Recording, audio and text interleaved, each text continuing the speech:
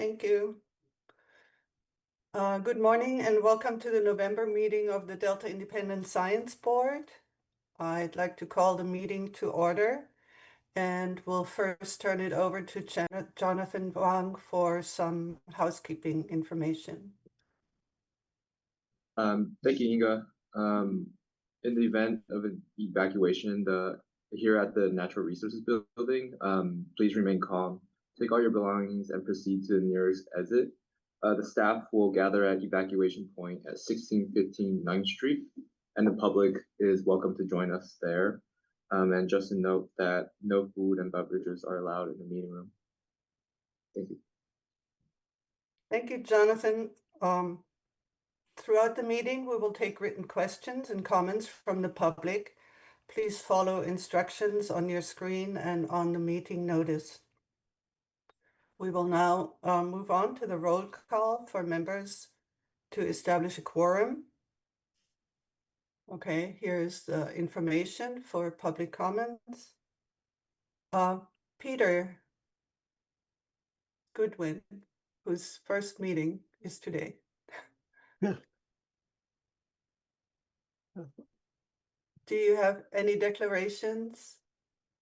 Actually, I have just one declaration that perhaps was not recognized on my CV in the application, and that is I am serving as an advisor to the Science Advisory Panel run by the Coastal Commission on a wetland restoration project in Southern California. It involves giving advice on hydrodynamic water quality and geomorphic modeling. Thank you very much. Kathleen. Kathleen Jones, no new declarations. Tanya. Tanya Heikela, no new declarations. And Steve. Steve Lindley, no new declarations. Diane. Diane McKnight, no new declarations. Anna. Anna McCulloch, one new small declaration. I was faculty associate at Caltech University that supports my ongoing collaborations with Caltech and with JPL. Thank you. Obi. Janta Obesekar, no new declarations. And we're still waiting for Kenny, so he's not here yet. Lisa. Lisa Wienscher, no new declarations. And I'm Inga Werner, and I have no new declarations. So I'd like to give a brief overview of our agenda today. Today's main items are to discuss current reviews and activities, including any public comments received on the Delta ISB Subsidence review. We will also discuss the draft Delta Science Plan and our review of it, our review activities. And I welcome Hollis Jones and Rachel Klopfenstein, who will present on that. Thank you for being here. We were originally planning to have a Delta Lead Scientist report, but we'll push this to the next meeting in December. Are there any public comments? There are none. All right, agenda item 2 is Delta ISB's chair's report and business matters. We welcome our new member, Dr. Peter Goodwin, whose first meeting is today. And he started in on October 1st and attended the Emerging Climate Science Symposium in September, but he was waiting for his work to wrap up and on an ad hoc committee of the National Academies before attending our meetings. That committee reviewed the monitoring, modeling, and other relevant scientific activities and initiatives that support the long-term operations of the Central Valley Project. The National Academies review, has wrapped up. The report has been released just recently, and we will be scheduling a presentation at a future Delta ISB meeting. I would now like to turn it over to him to introduce himself and tell us about his interest in the Delta ISB. Right, well, thank you, Dr. Werner. And I'd like to thank the Delta Science Program and the Delta Stewardship Council for giving me this opportunity to serve. And I certainly look forward to working closely with this current group of colleagues on the ISB. My interest goes back a long way. I've had a long relationship with Bay Delta issues. I started as a graduate student working with Hugo Fisher, being the grunt student doing all of the runs on the first Bay Delta salinity model. And since then, throughout my career, even though I haven't always been resident in California, I've been involved in many of the activities, not least serving as a lead scientist about 10 years ago. I also look forward to working with the ISB. I served as 4 years as the president of IHR, the International Association for Hydro Environment and Engineering, which is started out as a consortium of national water engineering labs around the world. And amongst other things, this group has a pretty strong link with California. Dr. Greg Pasternak is just stepped down as the chair of the Eco-Hydraulics Division. And Fabian Bombardelli, also at UC Davis, has led many of the initiatives in Latin America. But of relevance to this group, there's divisions dealing with climate change issues related to the environment and water. And more recently, one of the most active groups are working on nature-based solutions. So there's a lot of international programs and activities that I think will have relevance to our work here in the Delta. So with that, my most recent activity, of course, has been chairing for the last 22 months the National Academies report that was released on Monday. And I'd also add, we gave a very brief overview of what was in the report on Monday, and that presentation is available on the National Academies webpage. But the National Academies is reaching out to Reclamation, DWR, and the Science Program to perhaps schedule more in-depth presentations on certain aspects of the science.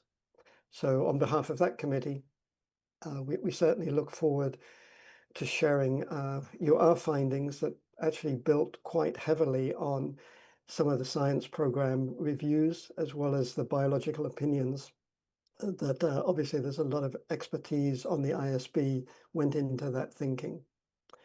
So with that, I look forward to working with you all, and I'll turn it back to Dr. Werner. Thank you very much, Peter. We are very happy that you joined the group and look forward to working with you, of course. Inga, did you see that Kenny has now joined? Yes, I was just going to thank you. Kenny, you just joined, so could we have your declarations, please? Yeah, Kenny Rose, Horn Point Lab, UMSIS. I have no new declarations. Thank you. All right. So I have an update on the Delta ISB postdoctoral scholar recruitment. As you know, California Sea Grant is in the process of recruiting a postdoc who will work with the Delta ISB. We received over 30 applications and interviewed 6 applicants. We made a job offer and the candidate has accepted the position. So we're happy about that. The start date is April 2026, which is a little bit later than what we hoped, but we can manage. Once the paperwork is finished, I will announce the candidate. So also, third point, there was, I can't remember when, 2 weeks ago was the State of the Estuary conference. Took place in Oakland on October 28th and 29th. I went there and presented highlights from the Emerging Climate Science Symposium. Unfortunately, I was only able to attend for a few hours, but I had several good conversations with participants. What struck me as very interesting about the conference was that arts and social sciences were well represented. There was a dance performance and a workshop on sketch to story, talks that involved social sciences and or community engagement were presented in almost every session. There was also a session on indigenous approaches to pollution And Brett Milligan, who you know, who has presented in one of our meetings, chaired a session on I'm sorry, this is a hard word for me, participatory scenario planning. So I really regretted that I was not able to attend the whole conference. The next one will be in 2 years, and I hope that I and possibly other board members will be able to attend. Jonathan Wang presented a poster of our food webs review that was also presented at the IEP workshop and California, Nevada chapter of American Fisheries Society workshop. So I'd like for him to chime in and give us any feedback received and his thoughts on the conference as well. Jonathan?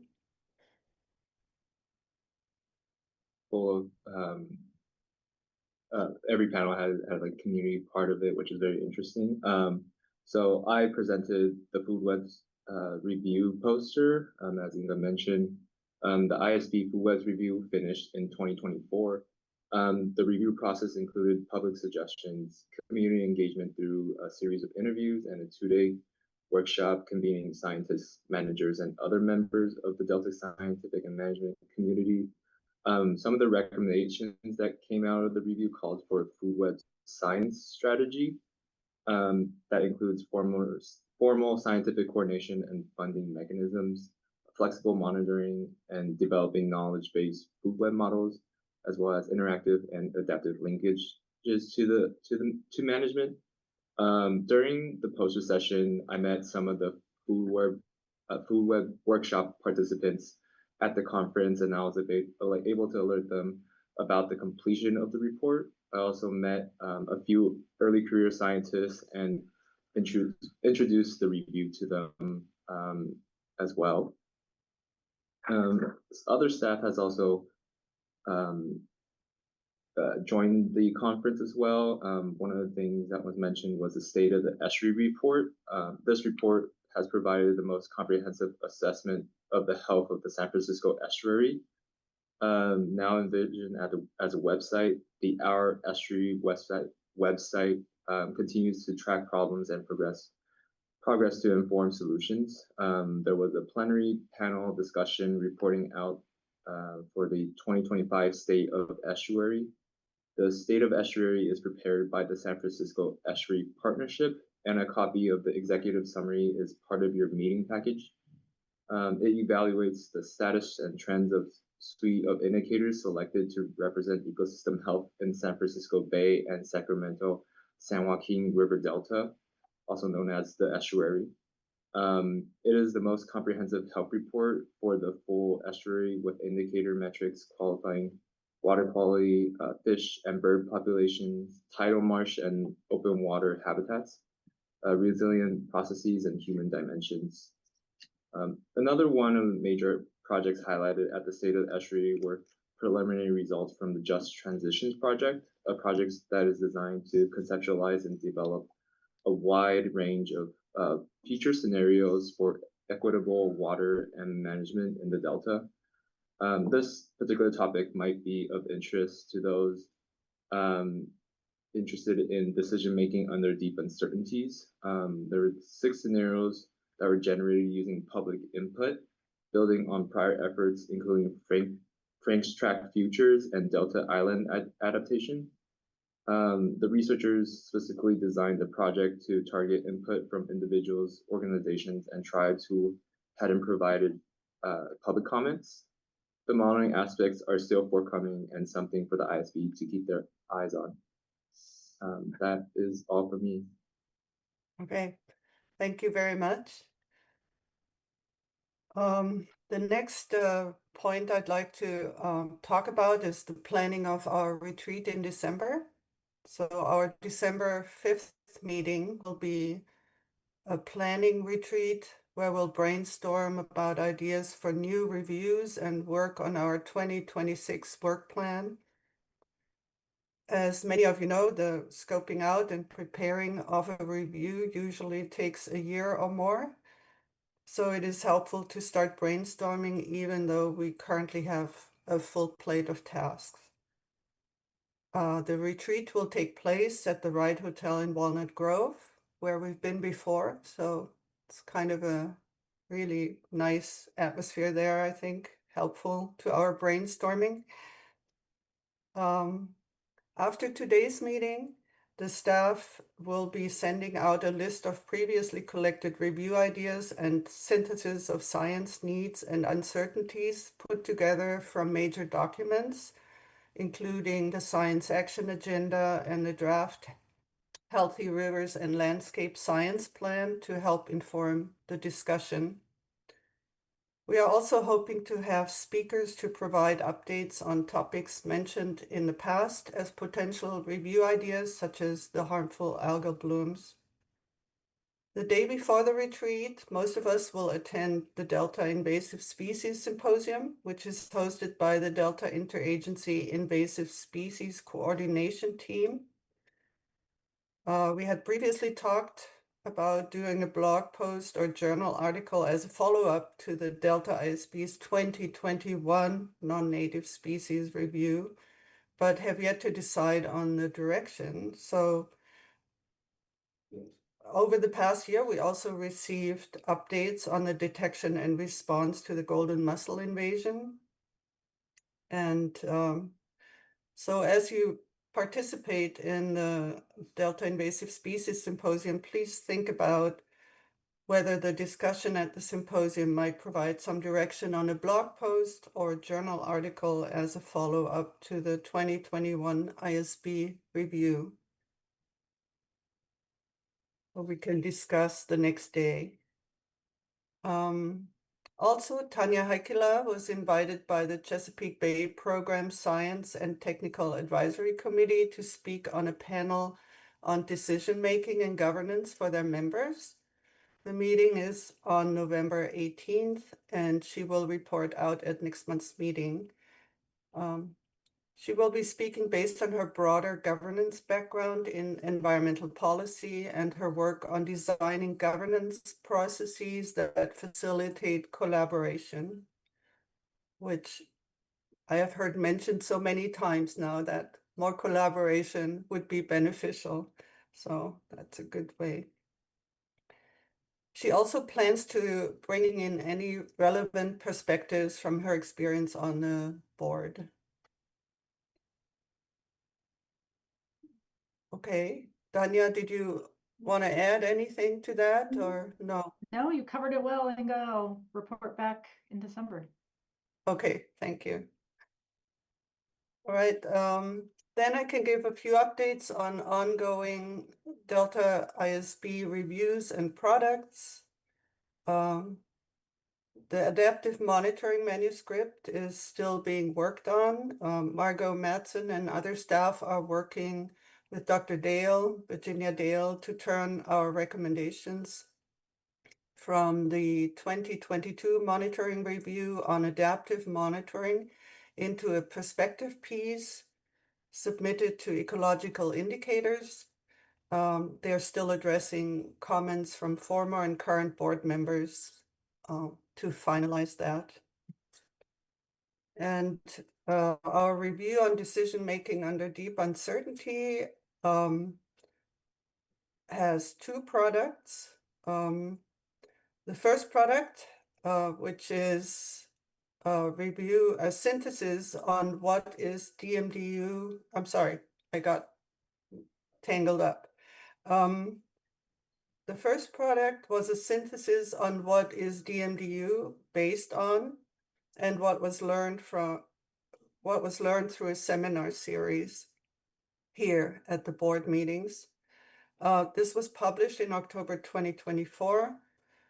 The second product is the manuscript that was based on the inventory and analysis of scenario planning led by Dr. Shoko Shinbrod of the Delta Science Program and part of the Delta ISB staff support team.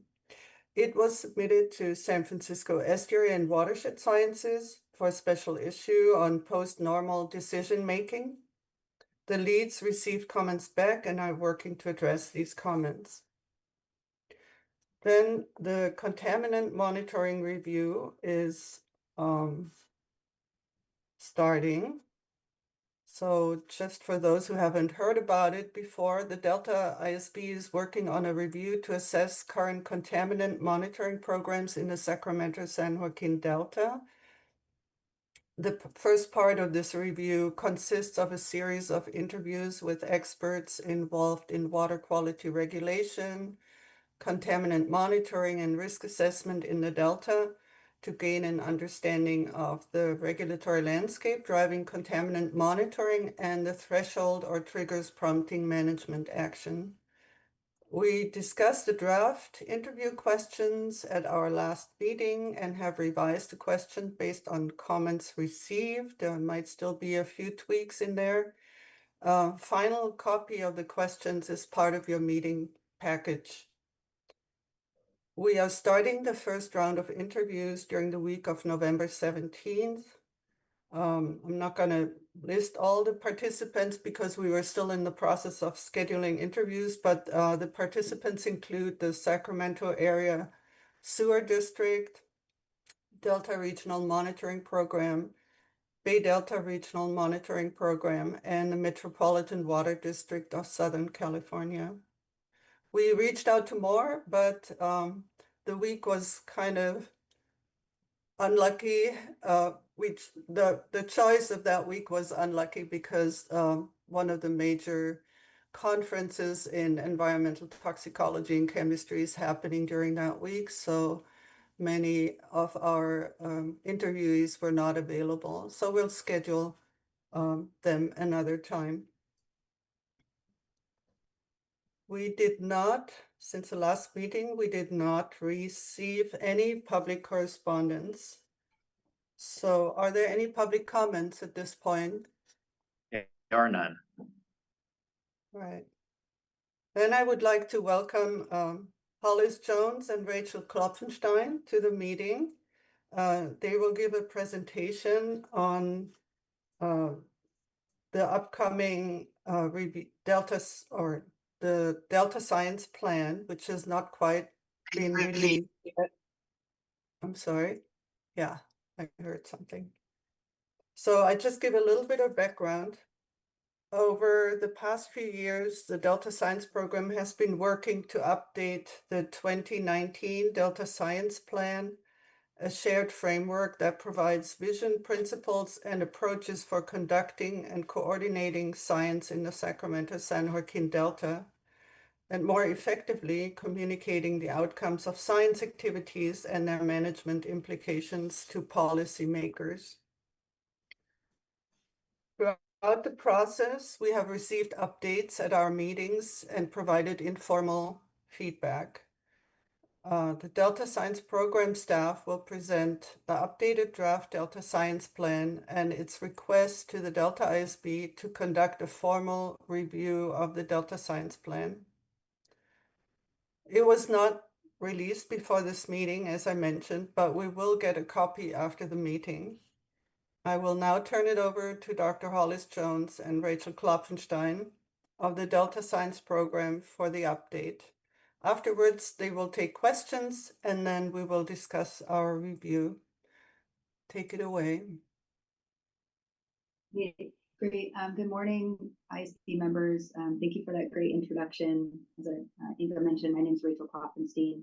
I'm the program manager for our collaborative science and peer review unit here at the Delta Science Program, and joined by senior environmental scientist Hollis Jones today.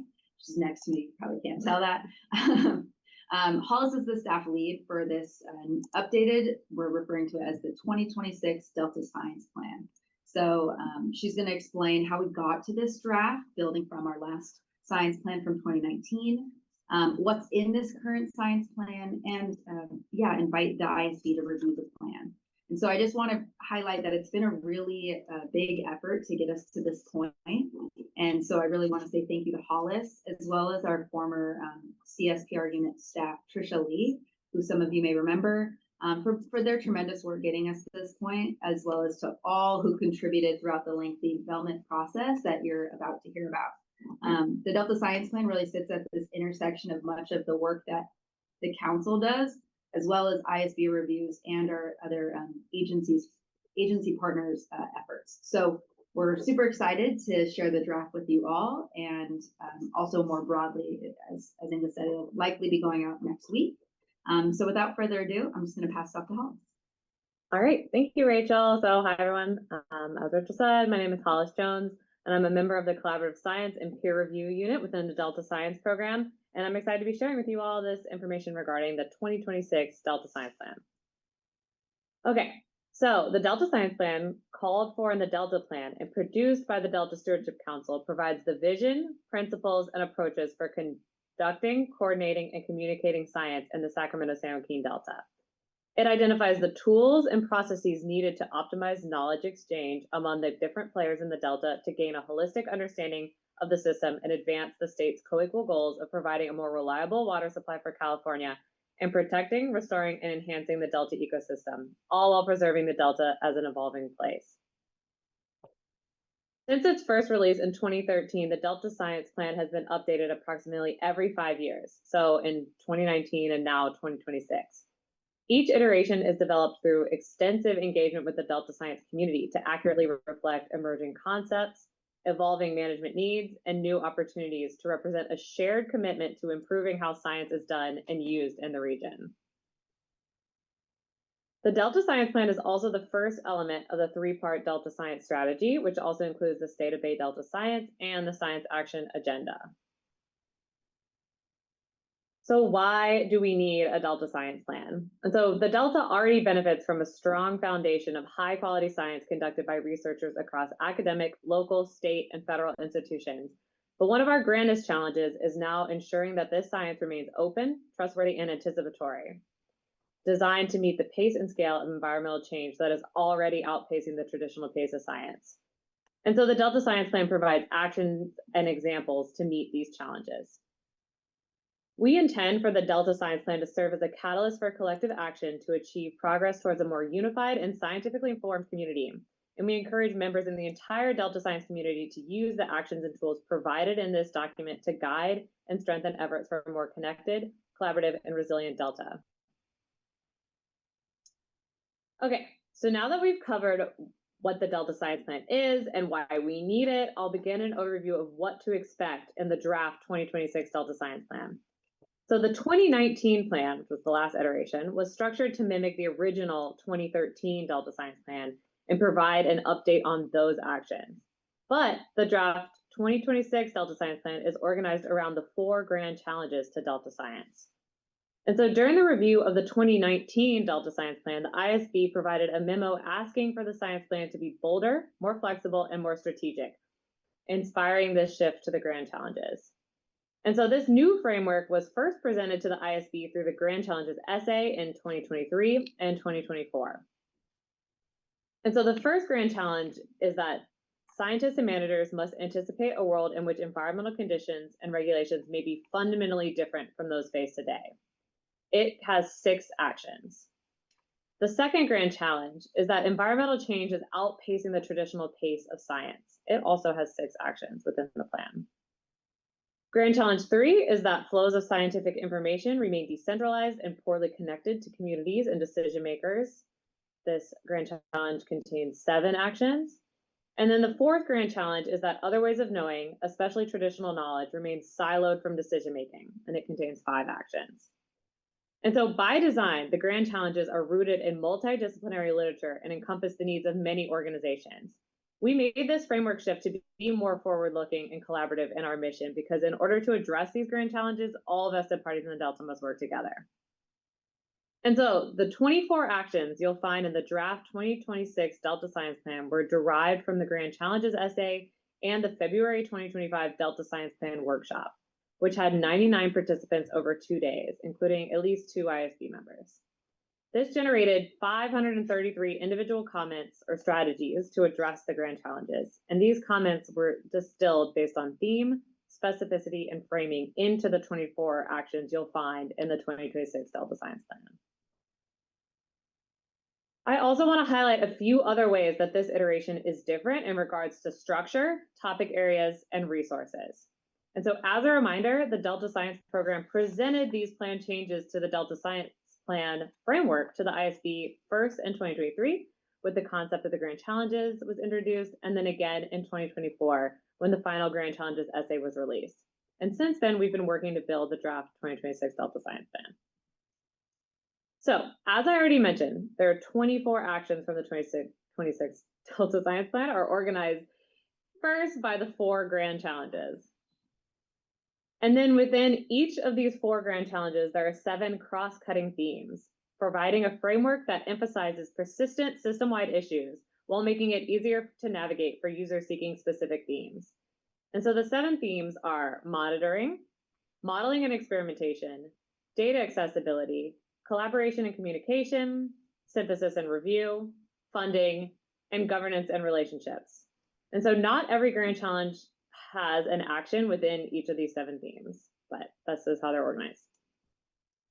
Okay, so each of the actions also have an associated example of an ongoing effort coined current momentum. And so the current momentum sections within each action are meant to showcase examples of each action, highlighting areas for further investment, motivation, or collaboration, but they're by no means a comprehensive review of ongoing or planned activities in the Delta. And so here are some examples of an action from the 2019 plan and one from the 2026 plan. And so you'll see that the actions in the 2019 Delta Science Plan were assigned a lead organization or agency, coined primary responsibility, to steer the implementation and other action participants to support each action. But the 2026 plan does not include primary responsibility or action participants and instead provides a current momentum for each action. And so this is how it will look when you see it. And so in addition to the structural changes, there are several new topic areas that are highlighted. So the 2026 Delta Science Plan continues to advance priority topics such as adaptive management, science communication, scientific peer review, and science funding, but delves deeper into several additional topic areas that are considered priority tools for tackling the 4 Grand Challenges by the Delta Science community. And so the first topic area is governance. So the decentralization of Delta science is a persistent challenge, but has seen vast progress in the recent decades, with a shift towards increasing centrality, but also increasing complexity. The 7 actions within Grand Challenge 3, which is that flows of scientific information remain decentralized and poorly connected to communities and decision makers, speak directly to this topic area. Additionally, we have updated the analysis of the collaborative Delta Sciencescape, which was an appendix to the 2019 Delta Science Plan. And this iteration explores how connectivity between the major collaborative science venues in the Delta has changed since 2019. The second topic area is social science. And so while the 2019 Delta Science Plan included a call to establish the Social Science Task Force, the 2026 iteration builds on this foundation, emphasizing the importance of social science to addressing the Delta's challenges. The 2026 Delta Science Plan includes 3 social science-oriented actions and a new resource entitled Making Science Whole, Embedding Social Science in Natural Science Workflows, which outlines the breadth of social sciences, dispels common myths that limit their application, and offers practical entry points for natural scientists and managers seeking to integrate the social sciences into environmental research and decision-making. And so the third topic area is traditional knowledge and other ways of knowing. So perhaps the most significant thematic change in the 2026 Delta Science Plan is the addition of Grand Challenge 4, which is other ways of knowing, especially traditional knowledge, remains siloed from decision making. And the 5 actions within this Grand Challenge acknowledge the valuable insights offered by traditional knowledge and other ways of knowing, such as local ecological knowledge or experiential knowledge, and how despite these valuable insights, there are still many challenges to meaningfully incorporating these other ways of knowing into decision-making. And the last major change that I want to highlight is that the 2026 Delta Science Plan includes both appendices and resources. And so while appendices describe work to develop the current plan and the implementation progress from the previous plan, the resources provide practical and useful information for the Delta Science community and are responsive to the actions included within this plan. And the intention is that these resources will become standalone living documents that will be accessible online outside of just the Delta Science Plan and could therefore be updated more regularly. And so the 2026 Delta Science Plan only contains 2 true appendices, Appendix A, which is the implementation success of the 2019 plan's actions, and Appendix B, which details the process to update the Delta Science Plan. And then we have 8 resources, the first of which is Resource A, Data Governance, Portals, and Online Resources, which is a new resource added that provides a basic overview of open data principles and practices that may be useful for anyone working directly or indirectly with scientific data in the Delta. Resource B, which I just mentioned, which is Making Science Whole, embedding social science into natural science workflows. Resource C, Science Communication. Resource D, Research Funding. Resource E, Conflict of Interest Process for reviewers, advisors, and applicants. Resource F, Science Governance and the Collaborative Delta Sciencescape, which I also mentioned, which highlights within the governance topic area. Resource G, Process for Independent Scientific Review and Scientific Advice, which was previously 2 separate appendices that have now been combined into one streamlined and updated document. And lastly, Resource H, a guidance for science workshops. And so these 2 appendices and 8 resources have been created and updated to better reflect our current practices and progress, and also reflect emerging needs identified through the workshop, broader engagement efforts, and recommendations from the 2019 Delta Science Plan. All right, so the draft is set to be released later this November, which will start our review period. And so we plan to have a 60-day public comment and ISB review period and a 90-day tribal consultation period. And this will bring us into January and February of 2026 for revisions based on the comments we receive. And our intention is to bring this to the council in the spring of 2026. And so the ISB has been involved in helping shape the 2026 Delta Science Plan for years now. And we really appreciate this iterative process and look forward to your feedback on this draft plan. At a high level, we're looking for your thoughts on whether the draft 2026 Delta Science Plan addresses these comments from the ISB on the 2019 plan to be more bold, flexible, and forward-looking, whether it makes sufficient connections to Delta ISB products, and feedback on the content of the draft. And to further guide your review of the content, we have some specific questions to guide you. And so first we ask you to review the actions and their current momentums and ask, do these actions adequately guide the Delta science community in addressing the 4 grand challenges? And do the current momentums accurately reflect ongoing or planned efforts in the Delta? Additionally, are there actions or examples that you feel are missing? Next, is there any feedback you'd like to share in regards to the 2 appendices and 8 resources? And so we welcome and encourage feedback on all aspects of the plan and look forward to your review. Thank you, and we'll take any questions you all have.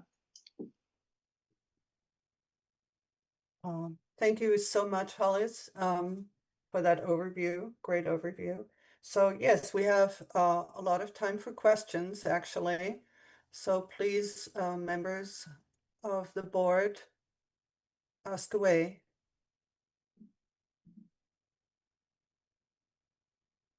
Oh, okay.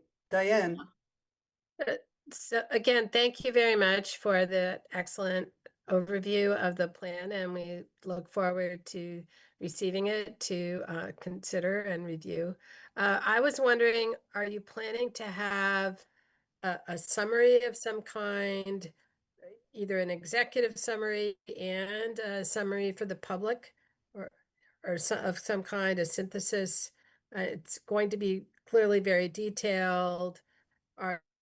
Will there be a publicly accessible, easily readable summary of this, a page long, for example? The draft plan itself contains an executive summary, but I think once it is released next week, I think having like a 1-pager is a great idea, and we could definitely create that and share that. Okay, well, yeah, I think I was just wondering if that was part of your plan, but or something more substantial than a press release. But yeah, because again, this plan calls for a lot of public engagement and changes in governance and social science, and we should walk the talk as the ISB and everybody. Okay, sorry. No, that was great. Thank you so much. Yeah, I'll just add that, sorry. Yeah, I'll just add that for this stage of the draft, we'll try to get information out. That's a great recommendation to maybe have some sort of one pager in addition to the executive summary. But for the future final draft, there'll be a lot of materials that we'll be developing and releasing in the spring. So great comment, feedback. Thank you. All right. So next one was Obi, I think. Yes, thank you. Thank you for the nice high-level summary, Holly. I think it sounds very logical, but I do have one question. Perhaps we can look at the documents and get the answers. I was wondering, were there many efforts to what you call co-produce the science needs in consultation with the stakeholders or the practitioners or agencies? And was that a big part of the science plan development? Yes, and so the way that these actions were developed were primarily through the 2025 Delta Science Plan workshop, which was open to the public, and we had 99 participants over 2 days, and we had 12 breakout sessions for the 4 grand challenges, and we directly solicited ideas about tools and strategies to address them from we had people from like lots of different state agencies, as well as academia and other local organizations. But we literally took those comments and copied each one and considered each one and grouped them by theme. And we think we've also really highlighted some of these efforts through the current momentum in the Delta Science Plan. And so these actions were directly produced through co-production with the Delta Science community. And we're really hoping that through soliciting public input and input from the ISB, we continue to co-produce this science plan. All right, thank you. All right. And I guess I'll mention one of the ways that we're trying to like make the public input more like approachable and accessible is through a survey. It's an anonymous optional survey where you can just read the text for each action within the survey and respond directly that way.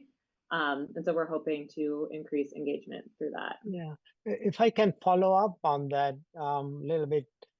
Yeah. When you develop the plan, do you also look at the long-term needs as opposed to the short-term need, like outlook into the future, particularly because of things like climate change and others?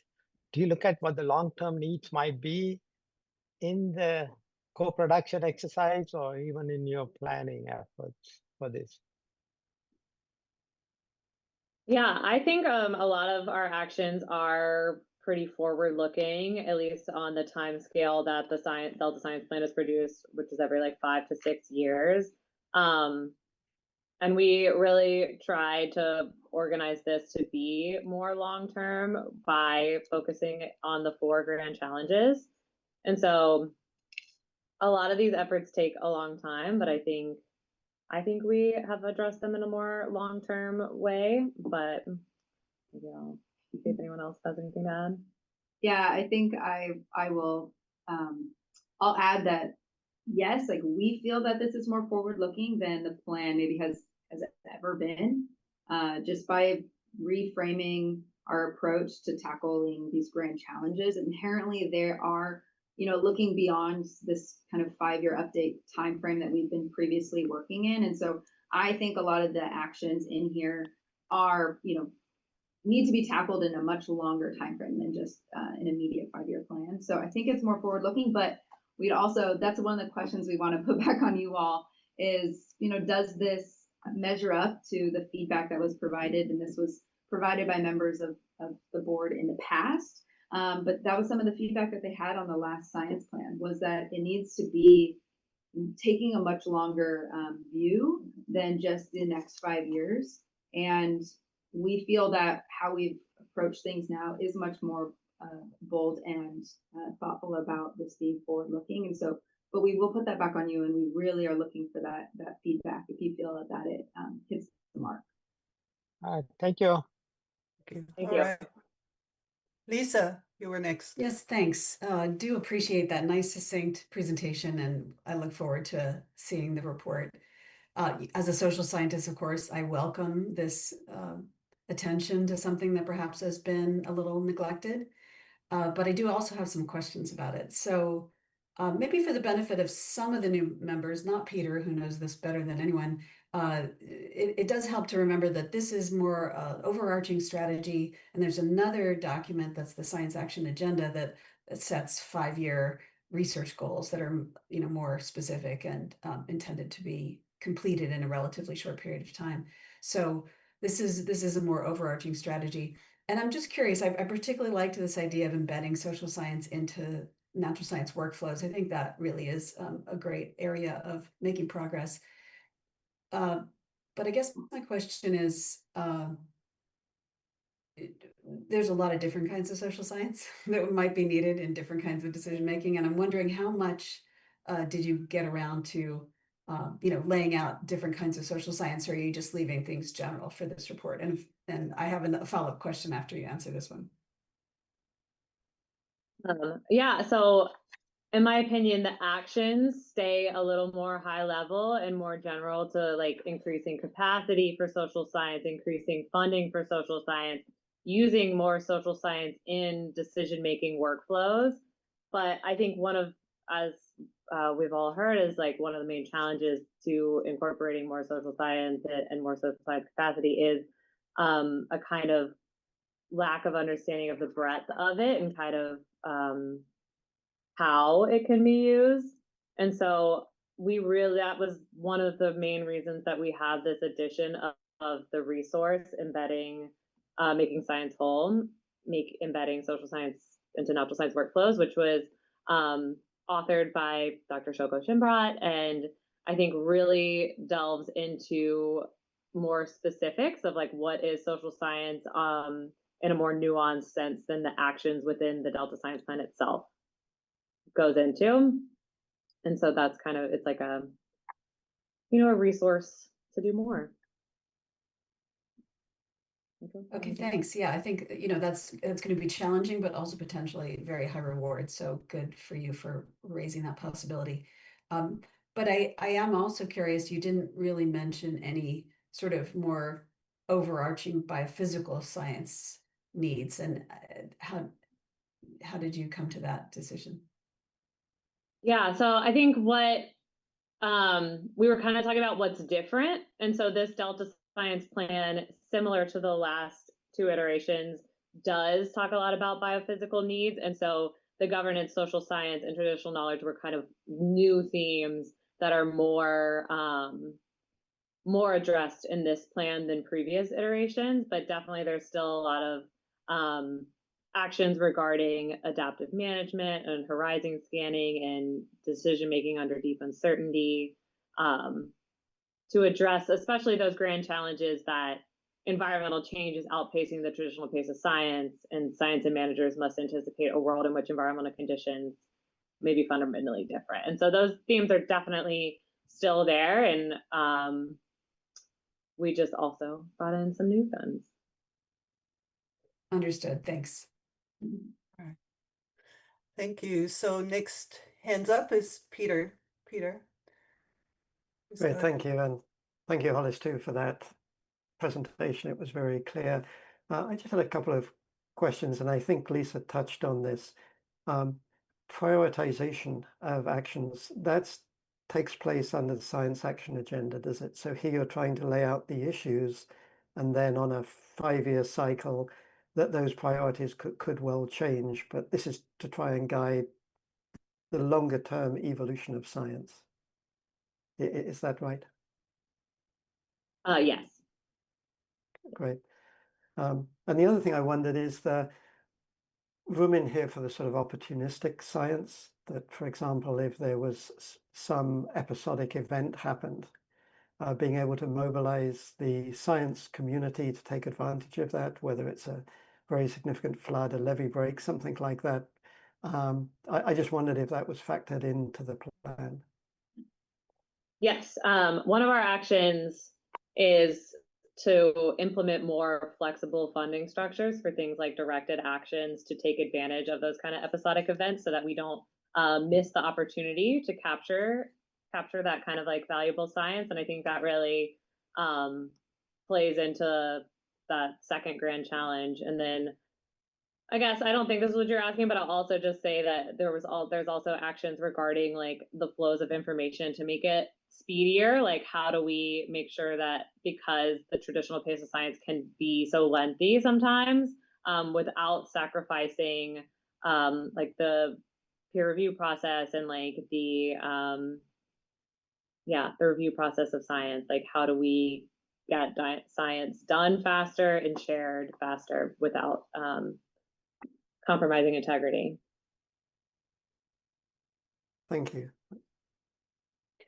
So I think Steve took his hand down. I guess your question was answered. And Kenny has his hand up. Kenny? Anna, Rachel's trying to get in here. Oh, I'm sorry, Rachel. Sorry. Thanks. No, I was just going to follow up a little bit on that, kind of building from the question that Peter had and Lisa that you were getting to, the Hollis mentioned this. We have this Delta Science strategy, which is just a way of us sort of conceptually linking the various efforts that we have. One being the science action agenda, which really is about research and science activities. Those are the research efforts that we fund, are really getting at those science gaps in the science action agenda. But the science plan is a bit more about the how we do science, how the system can be better coordinated, collaborate more, to be adaptive, to be nimble and able to address our science gaps in the science action agenda. And then we also have the State of Bay Delta Science, which is the synthesis side of things, which gets us at what's the state of knowledge on these topics. And those three do pass information to one another, in theory, and that's how we try to structure it. So just clarifying that, you won't see as many of the research gaps in the science plan. And that's the same for the social science and the biophysical side of things. It's more about, how can we get ourselves positioned to be able to work together as a large science system to address our grand challenges ahead. So just adding that clarification. And actually, there might even be, some of these topics in here, Peter's the expert on this, but the recent National Academy of Sciences review on long-term operations, some of the recommendations in there, I think, hit on this in terms of collaborative, the need for more collaboration in the system. But there's also some really specific examples in there on key topics too. So there's a lot of connections here going on. So I just want to jump in and say that. Yeah, you don't have to rush. We have plenty of time. So sorry for cutting you off. Kenny. Rachel, I think, was answering what I was going to ask, but I'm not quite sure, and I apologize. Electricians keep turning my power on and off as they work on the house, so I may have missed it. But it seems like, and you probably have told us or told me already, often when we're doing a science plan on a large project, we take assessment of what's been accomplished to date. And did we meet the science goals before? Why didn't we meet them? Is that, and maybe an appendix, is that part of the plan? Or is that an appendix, or is that another document? Or how do you approach that? It's great to be forward looking, but it kind of helps to look back to know kind of which way to go forward, right? Yes, definitely. And so the first appendix that we have, which is kind of just like an additional chapter at the end of the draft plan that looks at the actions from the 2019 Delta Science Plan and kind of assesses each one and where we're at, if it's ongoing or completed or like not started. It's given like given those kind of assessments, and then we have examples of ongoing or planned efforts for each of those actions to kind of see how we did over the past 5 to 6 years since the last iteration. And so that is attached and it is part of the plan. So just a quick follow-up, if I can. So is it done that we did this science, or is it the impact of that science that and which is much harder to measure, right? But it's one thing we do it, right? We expanded monitoring. It's another to say, this is what we learned new by expanding monitoring, right? Is it, well, it's a continuum, but do you know which way it's tending? Where on the continuum it's landing? Yeah, I would say it's trending towards the first, like this is what we've done and not so much on the like more long-term impacts. Okay. In part, it's hard, those are much harder, as you mentioned, to like quantify, as well as like on the time scale that we're on. But I think that's a really good point, and something that we're thinking about is like how to better follow up on the Delta Science Plan actions in general, and how do we like provide progress on how we're doing with these. And you could even just take 3 examples that are, well documented to illustrate the impact. You don't have to do it comprehensive, but I think that helps. Yeah, I think that's a great idea. Yeah, I think when we were developing this kind of earlier on, thinking back to the Bay Delta Science Conference last fall, actually, we were looking at some of the actions that have been threaded through the last, 2 to 3 science plans, things like the collaboratory, and to some extent the social science piece, the Delta Science Tracker. We have examples of like specific products that have been mentioned in previous iterations, but we didn't necessarily do a highlight or a thorough breakdown of maybe why we saw success in some of those or why we didn't for some of the others. And I think that's something we could, certainly think about for tracking, or as Hollis mentioned, we are still kind of thinking through the best way to be able to track implementation and make changes through the life of this next science plan. So this is some good food for thought. Thanks. Yeah, I think that could be a great talk. We could do it at the David L. Science. Okay. Yeah. Onward. Yeah. Tanya had a question. Tanya. Yeah, thanks, Hollis and Rachel. I'm excited to see the emphasis on social science and governance and TEK. So looking forward to reading the details. My question kind of follows up a bit on Kenny's question and the comment, Rachel, you were making about the other big science products, the Science Action Agenda and the State of the Bay Delta Science. And I recall, I may be misremembering, but when the ISB was last reviewing the Science Action Agenda, one of our suggestions was really having more connectivity in those 3 documents and making sure that there's some cross-referencing so that folks understand how those 3 work together. And I'm just wondering if there's any thought for the current Delta Science Plan in how those other science kind of documents or planning documents are connected. If that's part of the document or if it's just more implicit. Yeah, I think my gut reaction is it's more implicit. And I'll share kind of another project that we're working on that might get at that. There's not anything more explicit, I would say, in this science plan that really directly like crosswalks or anything necessarily between the science actions that we have as well as the actions that are in this plan. But I think there's still maybe some opportunity for that. There's definitely connections throughout. Like it's not that you'll see in the document that we reiterate that this is a connected strategy here, but there's not any explicit mention or direct crosswalk or anything like that. It's baked in, and it's making me think of some of the work that some of the fellows here have done, crosswalking even ISB recommendations with what's in the science plan or with what's in the science action agenda. And So it's done kind of in the background, but in the actual product, we don't necessarily have a direct crosswalk or anything like that. But if there's a need for that to be more explicit, it would also be kind of great feedback for the board to provide as you see this. If it's lacking in that there's still room for us to strengthen that. And I'll mention also, this is a shameless plug for a presentation that Ash Zemenick from the CSPR unit will be providing next week to the Delta Stewardship Council on this effort of piloting research impact assessment, where we're actually looking at, can we track the impact of research that the Science Program Council's funding to address the science action agenda and the research priorities in that?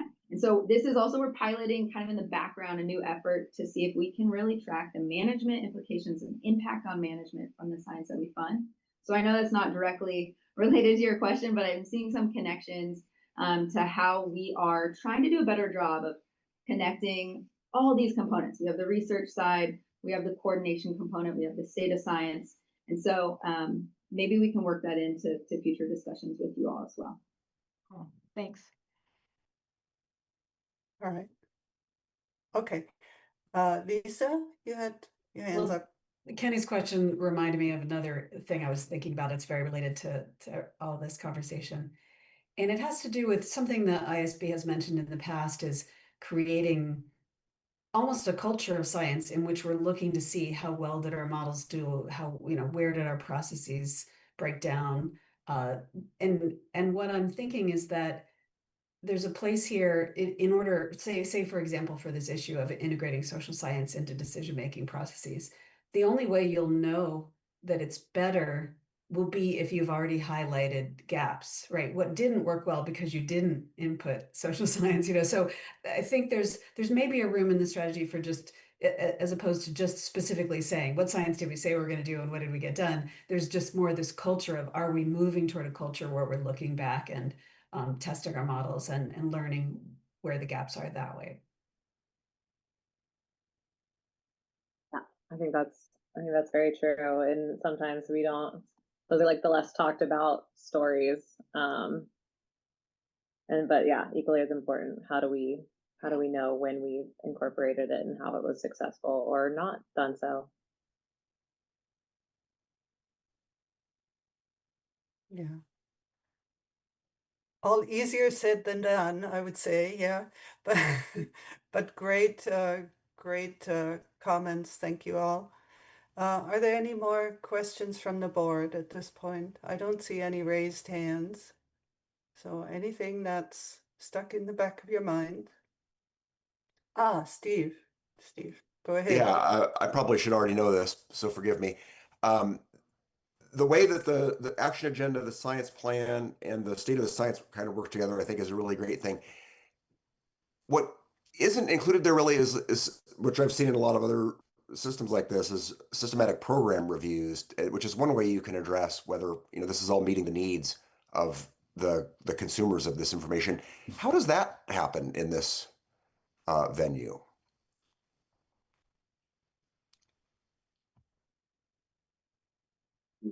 Meaning, I mean, might ask you to kind of further explain what that looks like, I guess, in other systems, this systematic review. Yeah, so say every 5 years you would bring in a panel, or it could be something like this board itself, to look at what was proposed and what was actually done, and whether that has actually met the needs of the users of this information, and bringing those people into that discussion as well. I've been involved in many of things like that. Yeah, I mean, my initial thought is that we do have a number of, various review efforts. I'm thinking of this National Academy of Sciences review that obviously somewhat more narrowly scoped, obviously, than the whole system.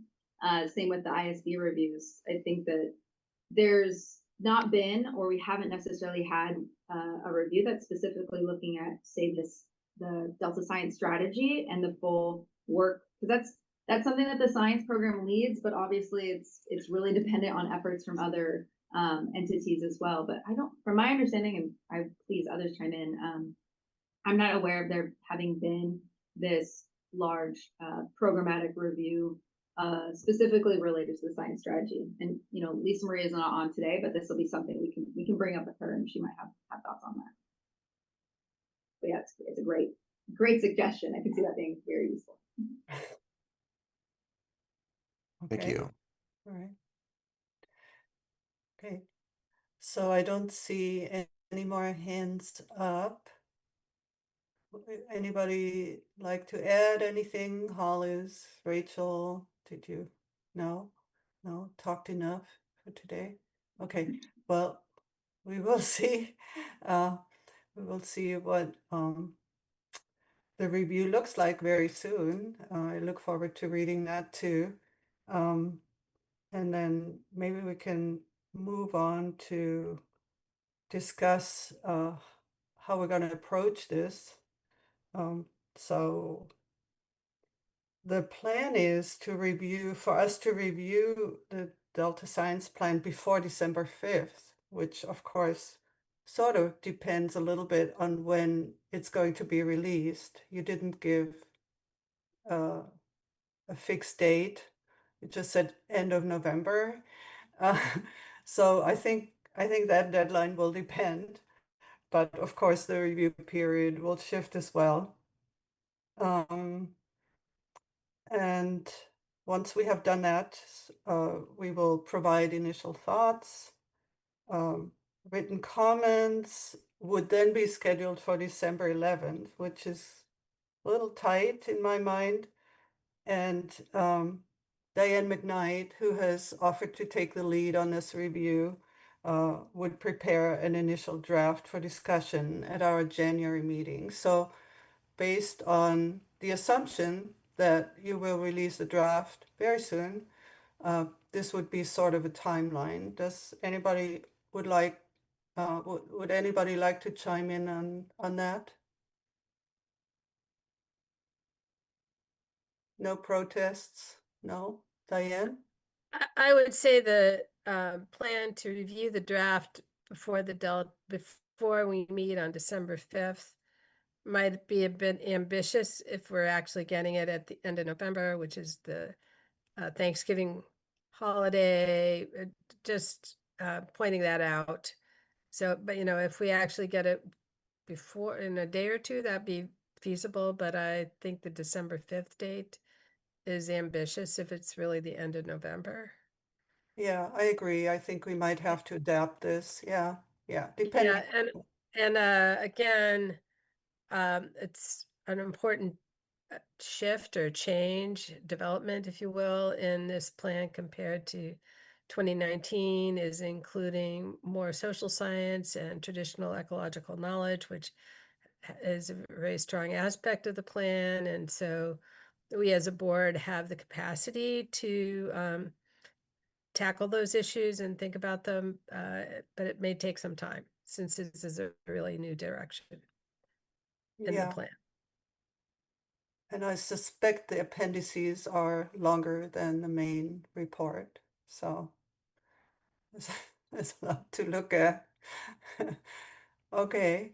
Yeah, so I think we have to leave that open a little bit, depending on when we get the draft report. And we Ingrid, have, did you see Kathleen has her hand up? oh, no, I didn't see. Kathleen, please go.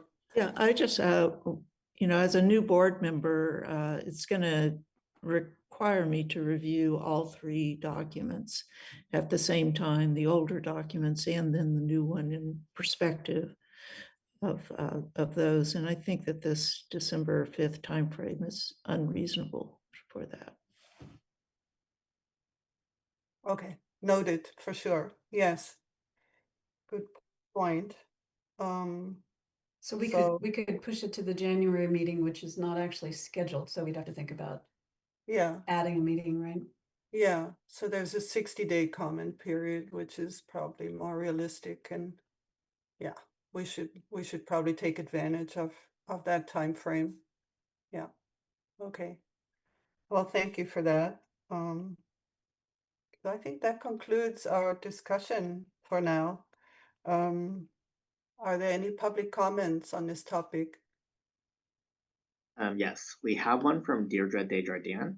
Deirdre, you have the ability to unmute your microphone. Thank you. I did want to note that we're in the middle of the hearing on the change in point of diversion for the Delta Conveyance Project, and the water board's having to consider the project under a range of climate scenarios, including a drier, warmer scenario. And the problem is that DWR basically misled the water board and stakeholders about the limitations of their median scenario. The water board scoping comments on the conveyance EIR requested analysis of a drier, more warming climate scenario. And I think based on discussions with DWR, they accepted the median scenario for that purpose and determined that the climate change analysis in DWR's petition was sufficient and, moved to accept it. And the NGOs I work with, environmental and fishing and groups and environmental justice groups also accepted the scenario. And it took local agencies of the North Delta hiring a climate adaptation expert from Colorado who's done a lot of work, and prepared the state of Colorado's climate adaptation plan to analyze it. And he pulled the projections from the full range of CMIP5 models in the LOCA 2 archive and showed that it was really only a very slightly drier scenario. It really didn't capture the full range of projections. And it's just a mess. So now the hearing team, right in the middle of the hearing, after protestants had put on their case in chief, ordered DWR to produce modeling of a warmer, drier scenario. And DWR produced modeling using their stochastic weather generator, which I'm looking at, and also has issues in not considering what they call dynamic climate change or changes in atmospheric circulation. And DWR council met with the water board and didn't even disclose that the 95th percentile level of concern modeling that they uses the weather generator. And so now I'm in the position, I did make use of the median scenario, the basis of my protest to the water board, and said, you've got to provide good modeling. And now I'm in the position of having to go through and analyze the weather generator's failure to analyze what they call dynamic climate change or use it in the in that stochastic weather generator. And it's just adversarial. It's not the way I like to do science.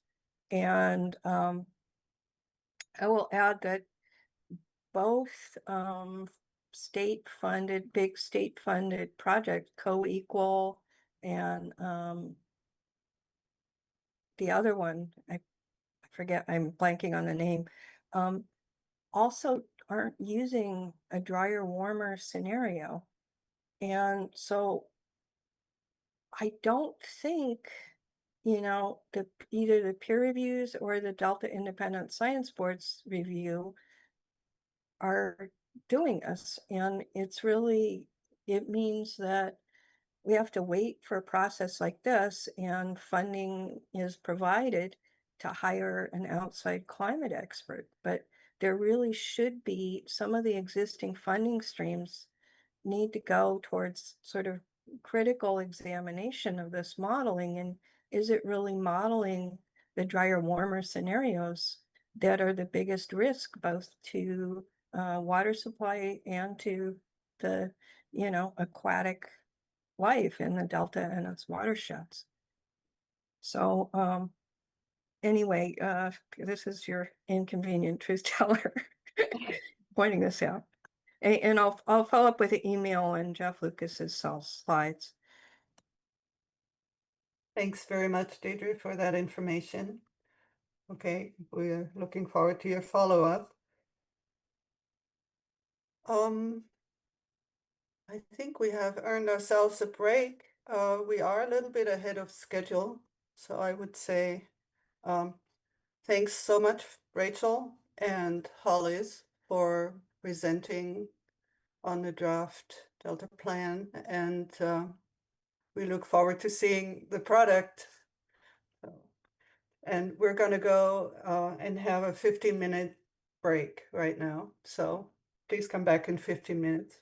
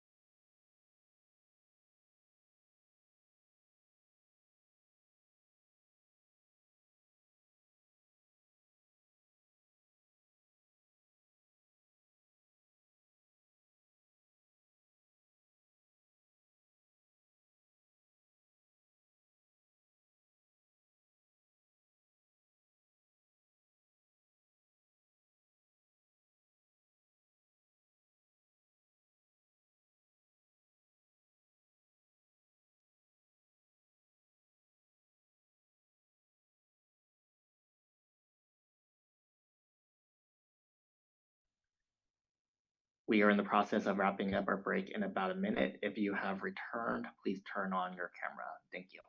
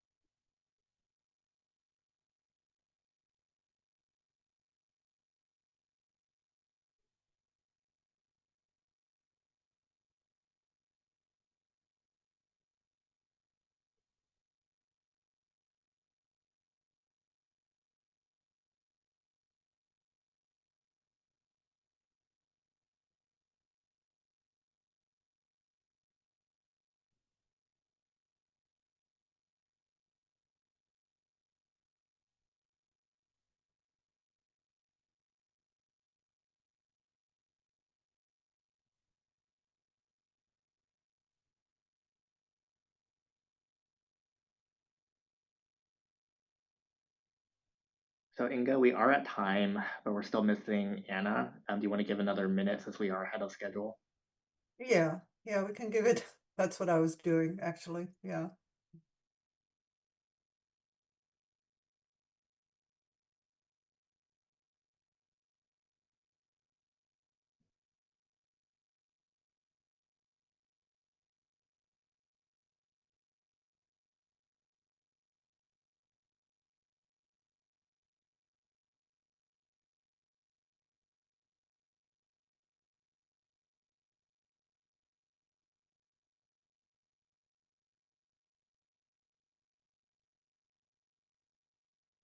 All right, since everybody is back, I'll just go ahead. So our next agenda item 4 was supposed to be the Delta Lead Scientist report. And I already mentioned that we are going to postpone that to December, to our next meeting. Agenda item 5, it is a discussion of the subsidence review, an update and some background, and I'm going to hand over to Diane to lead us through that. Thank you, Inga. We can't hear you. Now it's good. Can you Hang hear on. me now? Again, hopefully there's not a problem with my internet connection. Yes, we are glad to be at this point seeking input on the draft review, Science to Inform Management of Subsided Lands in the Sacramento-San Joaquin Delta.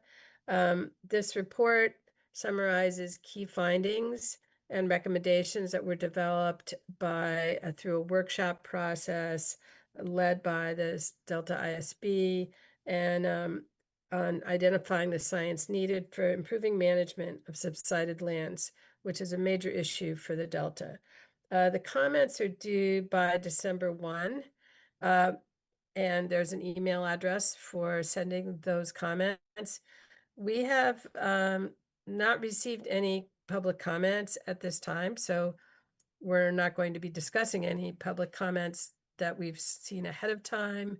But we can discuss the report now in terms of input from the members of the ISB, and any comments that members of the public would like to make now are welcome.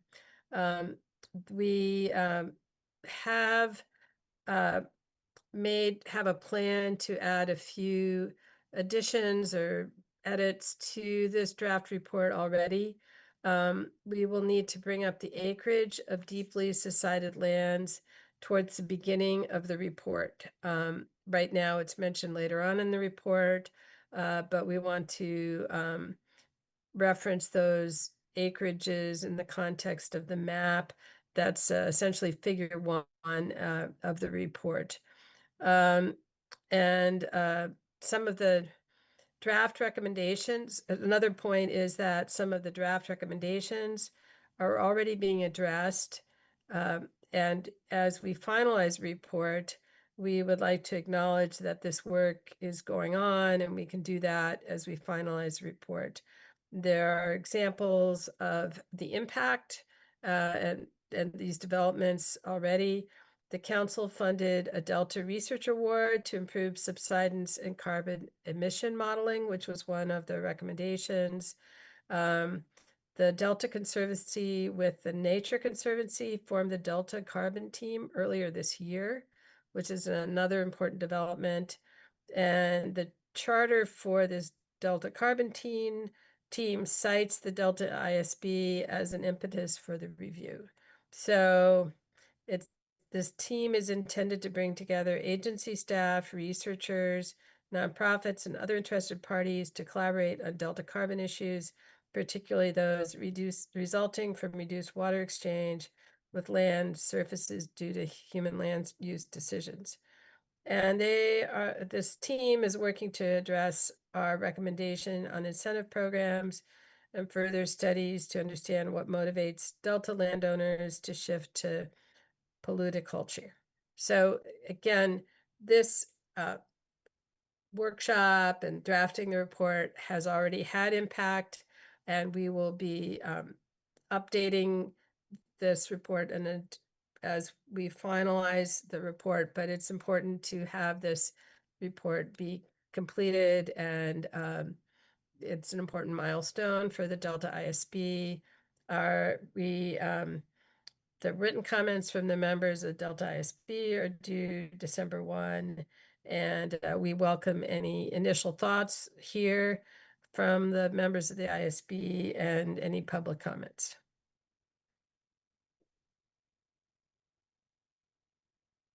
Are there any initial thoughts?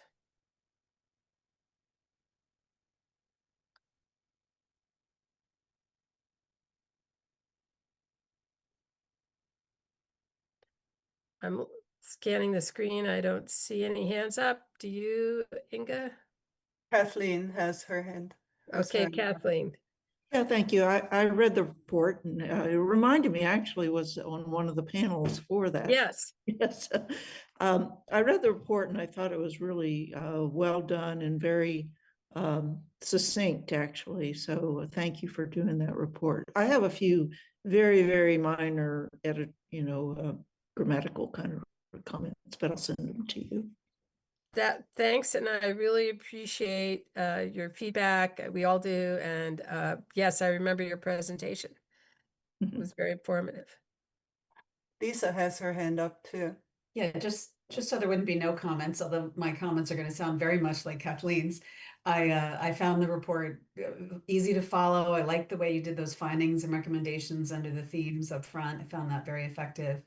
And I have a couple minor suggestions, and just one that I'll mention is when you were talking about the benefits of subsidence, addressing subsidence, you didn't mention the levee stability early on. You mentioned it later, and so I, as someone who focuses a lot on benefits, I thought maybe that would be better mentioned earlier.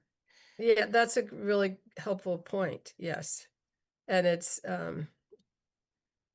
more and more concerning with sea level rise, such, which we did discuss.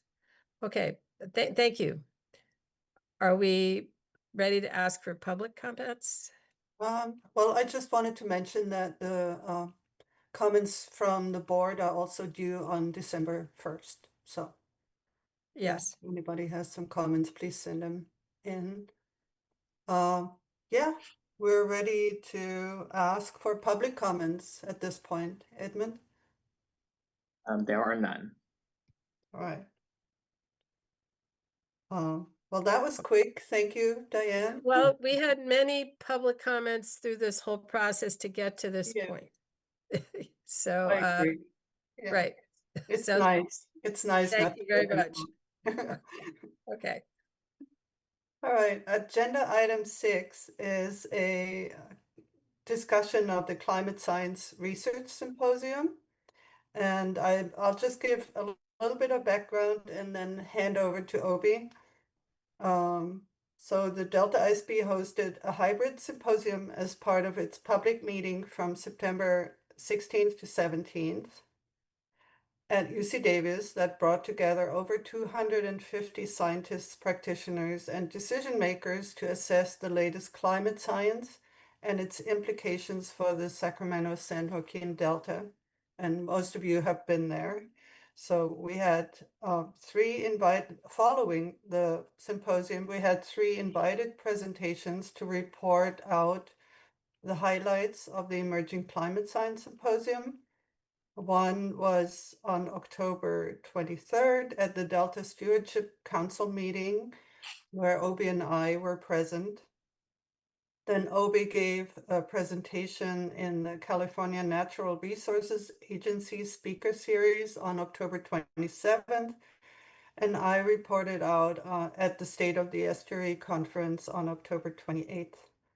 So we'll just do a quick report on these 3 presentations and then discuss the status update from Obi. So I don't have that much to report out from the State of the Estuary conference. In addition to what I mentioned earlier, I can say that the session that our presentation was called Science, Management, and Governance in the Era of Climate Change and Extreme Events.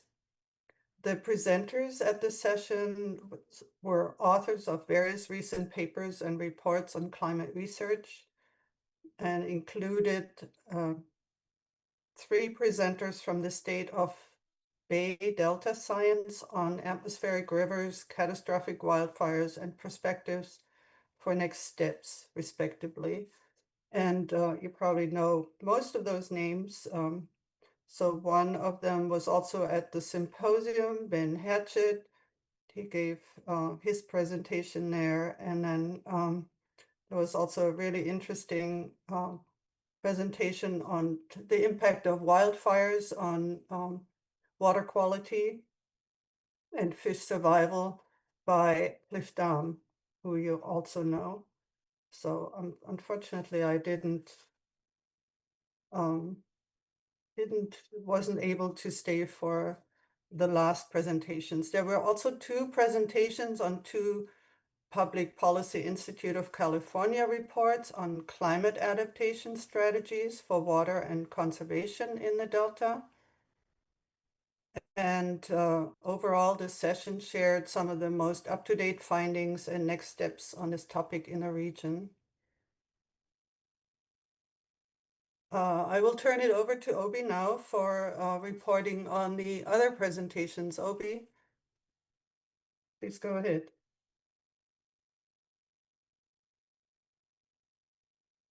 Okay, you can hear me now, right? Yes. Thank you. Good afternoon, everyone, or good morning, I guess, for some of you.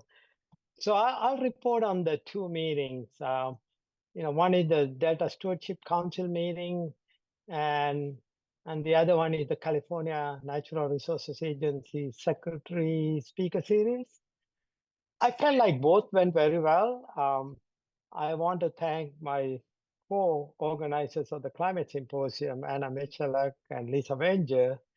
Acknowledge their support in the symposium, and also Edmund and Jonathan, the staff who actually helped a lot in trying to put this together, the symposium together, and also, helping us with some of these presentations. So at the Delta Stewardship Council, first I want to thank the council staff for organizing that. We talked about basically 6 topics. One was the state of science key takeaways. Then the scientific advances in the last 5 to 10 years. The third topic was additional concerns and some uncertainties, things that we may not know enough about. And the adaptation strategies was next. And the 5th topic was the current needs and considerations identified. And finally, what more should be done? I think this organization went well with both presentations. With the Secretary Speaker Series, I only covered subset of these. We didn't have enough time. Overall, from the council members, I felt like we had very good positive feedback, particularly based on the discussion of a flood protection prior to my presentation. I realized that the members of the council were very knowledgeable about the technical aspects, and I was happy to hear that because I thought I was afraid of talking many technical topics. Actually, we received the feedback, recommendations were so far reaching, and I don't know what that means, but I think kind of was not noticeable to the council members. In particular, I will mention a few comments I had from the council members. Council member Ann Patterson actually had some good questions. We talked about the modeling and given the uncertainties, the question was, can we trust these projections into the future? And I talked about the importance or the improvements that the modeling had experienced or some of the new models, particularly downscaling. And I think, but in particular for short interval storms, whether we have enough skills in the model to simulate this warmer atmosphere having larger moisture storage. And I might come back to that later. The other comment was, we mentioned based on the symposium that the California is warming faster than the global average. And I was asked about some numbers for it, and I didn't have that at the time, but I did look it up after the council presentation. And my understanding is based on the data that the California is warming about 0.5 degrees higher than the global average. And the California inland regions are warming faster than the coastal areas due to, land being, warming faster than the ocean. And this extensive land regions are dry and with low humidity that amplifies the heating. And in particular, the nighttime and summer temperatures are rising fast. So they were the answers which I didn't have at the time.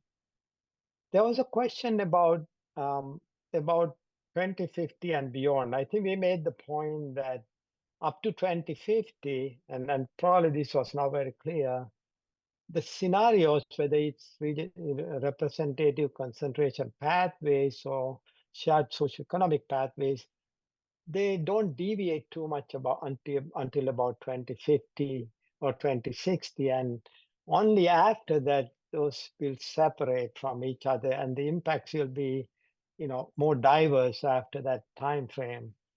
It doesn't mean that between now and 2050, we will not have any impact, particularly with the higher temperature, warmer atmosphere, the fact that the moisture capacity of the atmosphere increases for every degree Celsius, something like 7%, may result in intensification of storm event, whether it's from atmospheric rivers or any other storm. So I gave some examples how the modeling may need to be improved to look at the short duration intensification of storms.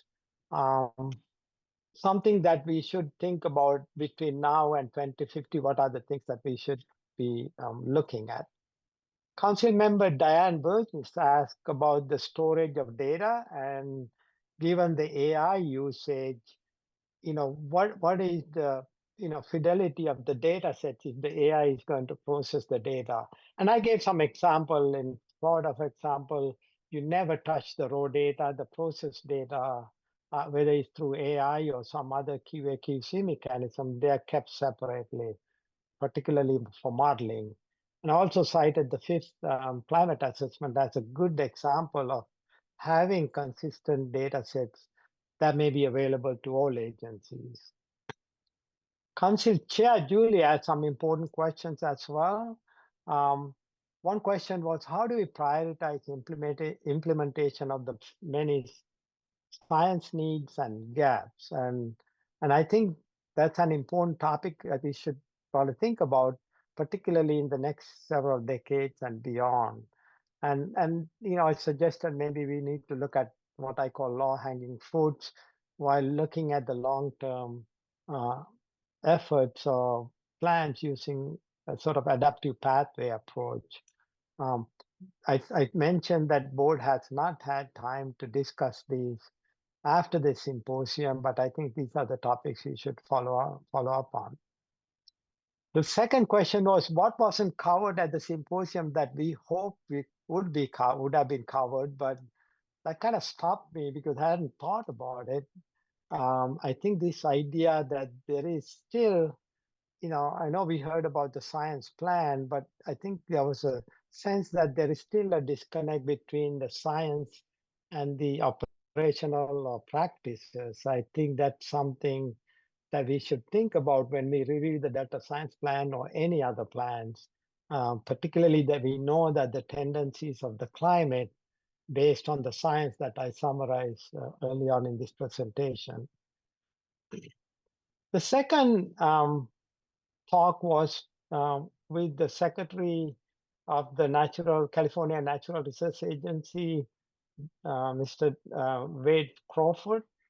And I was really impressed with his knowledge of the topics. And it was a shorter presentation, and it was a panel of actually five panelists, actually four panelists.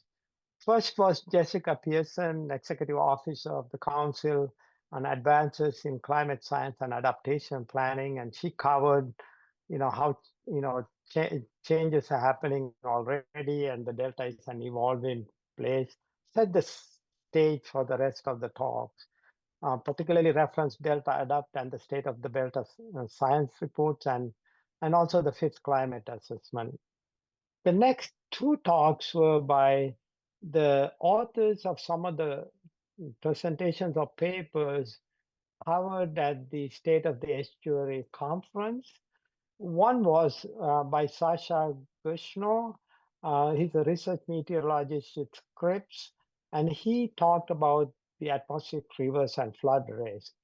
And what I presented at the State of the Science, that the key takeaways were very consistent with the talks by both Sasha and the next one by Clifford, who talked about the wildfires.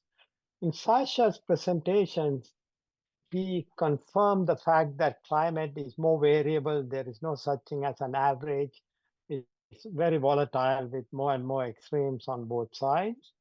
And he recognized that the daily precipitation, at the 99% will be primarily from atmospheric rivers. In the future, the annual precipitation will be more from the atmospheric rivers because of the increased magnitude and frequency. He also observed the doubling of the return period associated with the 1997 event in the future.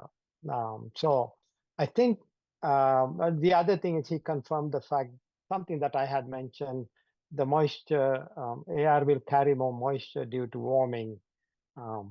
And he commented on forecast-informed reservoir operations and managed aquifer recharge as good examples of adaptation, both of which had been recognized by us, as a part of the symposium outcome, and that we talked about in the other presentations. Cliff gave a nice talk on the wildfire frequency, and one thing I learned that 8 largest California wildfires have occurred between 2018 and 2024. What was interesting is he had this wonderful map showing most of them were in the tributaries of the Delta watershed. And this is very relevant to our discussion earlier about, how does the landscape changes itself, and the change in the landscape due to climate regime change, more from a forest type landscape to a brushland type thing, and the hydrologic response, how that might change. And he talked about the impact on water temperature, sediment load, turbidity, DO, and all the other aspects like nutrients. So mega fire is becoming a common term nowadays. And he recognized the importance of assisting vegetation recovery right after a big fire.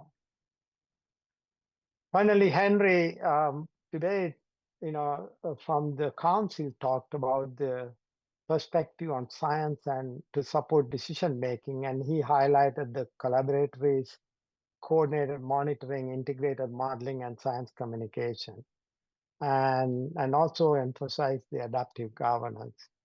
Secretary Crawford was very nice. He said and these are his words, he's proud of the work of ISB, the lead scientist, and the Stewardship Council. That was good to hear. But anyway, I think that was a quick summary of the two presentations.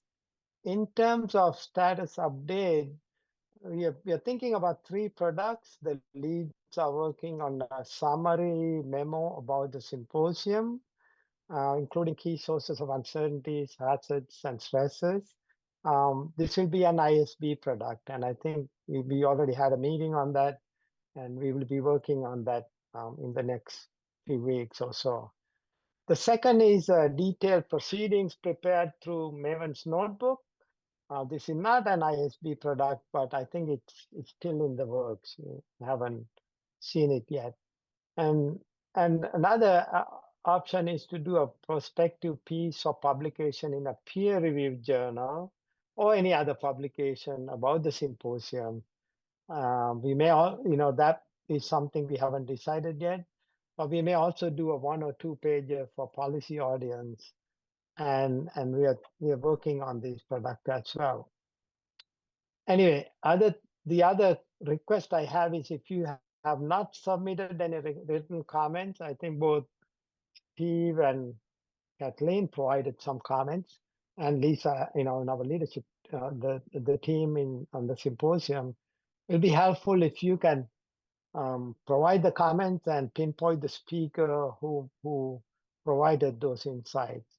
Anyway, that's all what I have, and I'll open up for any questions or comments,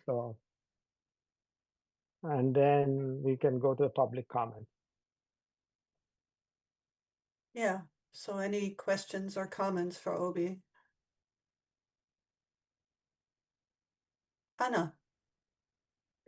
Maybe just quickly, it's not so much a question or comment, but a request. So as Obi mentioned, we're thinking about multiple different potential products from the symposium. One of the things that we talked about quite a bit is which of these are likely to be most useful to various, and think about the Delta, and that might change our emphasis in terms of which of these we focus on first, or which of these we'll focus on first, or whether we even need to do all 4 of them. And so I'd be really curious to hear from the board, or also from members of the public who are online, among the 4 different products that Obi mentioned, which strikes you as having the most potential impact in terms of benefiting the community as an outcome of the symposium?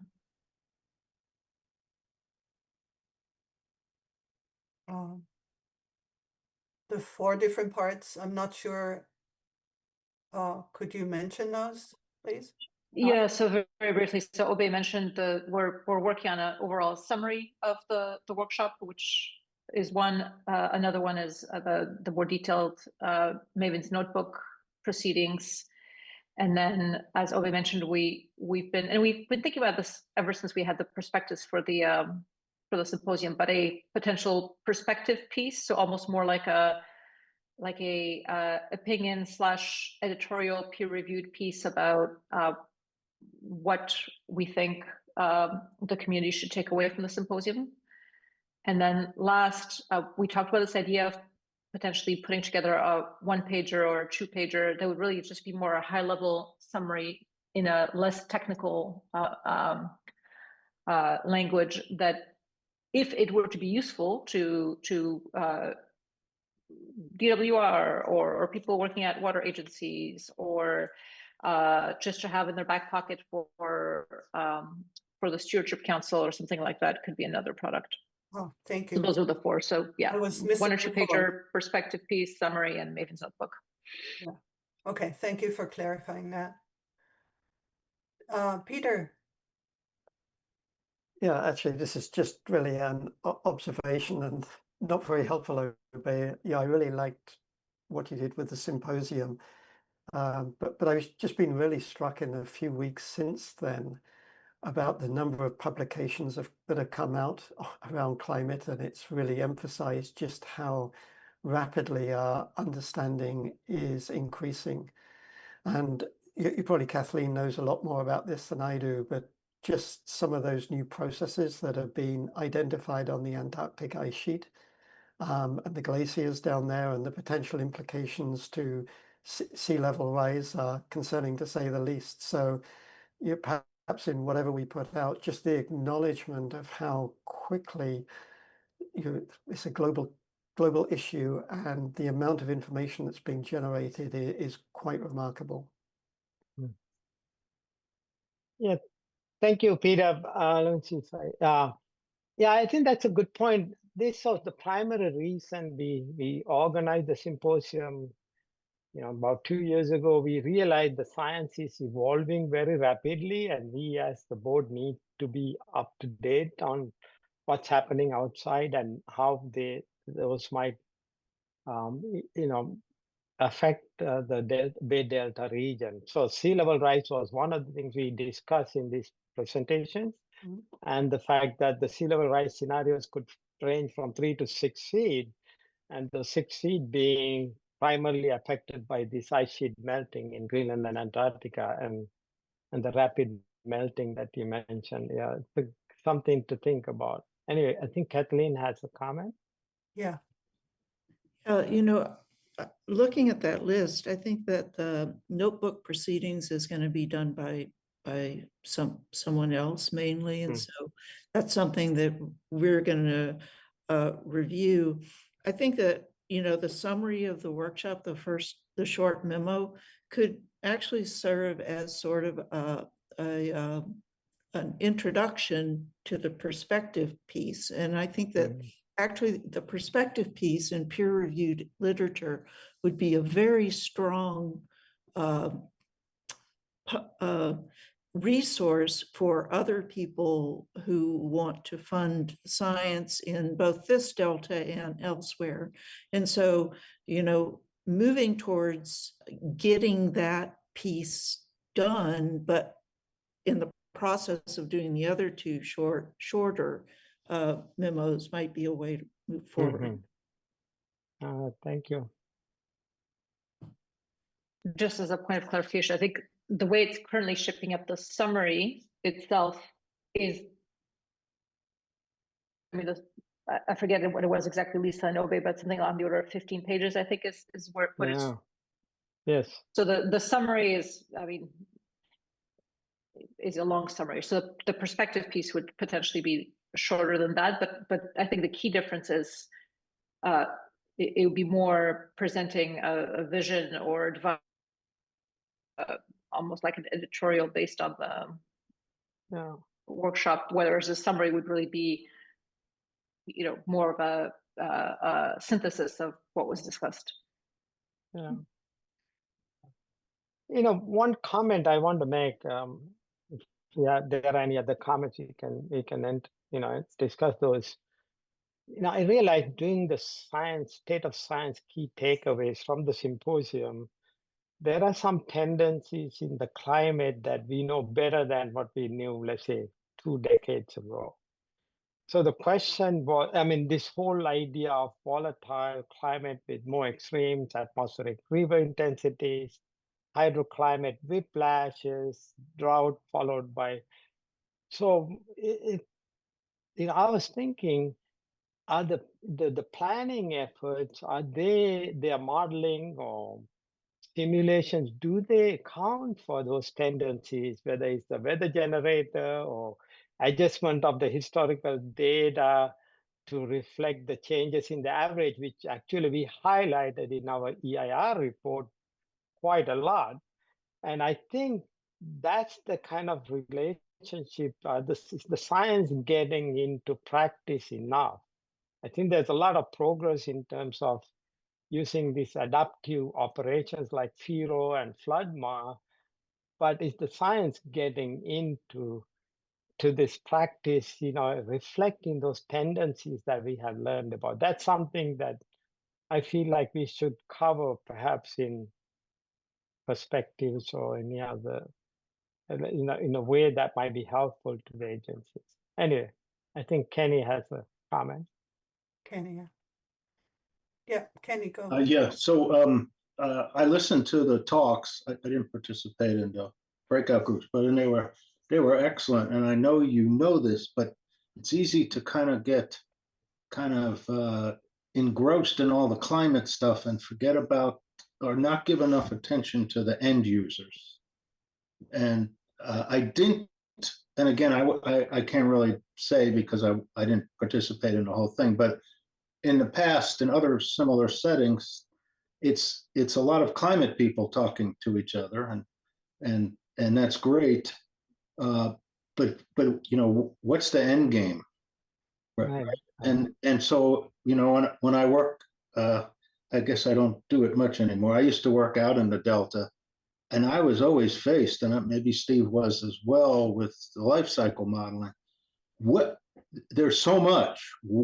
Where do I go to get a good product that is useful to me, right? Right. An example is, boy, they love reporting means. And, temperature for fish is more like extremes, right? So somehow, I hope and that wasn't necessarily the purpose of the workshop, which you can't do everything, but maybe that's in a perspectives kind of paper about if you're in California or elsewhere and you want to do this, access it for as input to another analysis. How do you go about doing that, and what do you need? But Steve's hand came up, so I knew I shouldn't have mentioned his name. So I will have to see how that goes. Hey, Kenny, real quick, if I can respond quickly. Sure. Maybe there were two objectives in the symposium. One was to science update. The second was how the agencies are using the science in practice. That was primarily covered in the breakout groups and Jonathan and Edmund organized, and many of them, the breakout groups had the agency personnel, and they came up with some recommendations as to what needs to be done. But I still think that there is still a gap. I think this FIRO and FLOODMA are great examples of adaptive management or adaptive operations. But because if you have a hydroclimate whiplash, even practicing those might be quite challenging. But anyway, I think there is some information, but I agree with you. We should write in the perspective this whole issue of how the science is being used in practice and comment on it. Yeah. So my experience was with Delta smelt and being asked to, what's future climate going to do to Delta smelt? And it sounds pretty simple until you start, right? So anyway, that was. I hope we have space for that in there. Yeah. I think is it next Lisa and then Steve? Well, why don't we let Steve go, and then because I'm going to go back to an earlier. Steve, go ahead. Yeah, Kenny raised an interesting issue that I've been mulling as this discussion has been going on, which is there is a real tension between the desire to use a kind of well accepted and agreed upon collections of climate simulations to drive things like life cycle models versus the state of the art, which is evolving rapidly. And maybe this gets to Deirdre's earlier comment. You may be using something that's well accepted but has been superseded by the newer results. So how do you deal with that? Because it's a huge industry in science that's working on this stuff feverishly. It's very hard to keep up with it, let alone make use of those products. So it's a real challenge. Yep. And I think, I'll be giving you all a little write-up about this Clavins paper that came out in Nature, which I think is extremely important. It Right. really shows that for our purposes in California, there's problems with even the state-of-the-art climate models that Mm-hmm. are going to get addressed and may really change how we think about the future hydroclimate.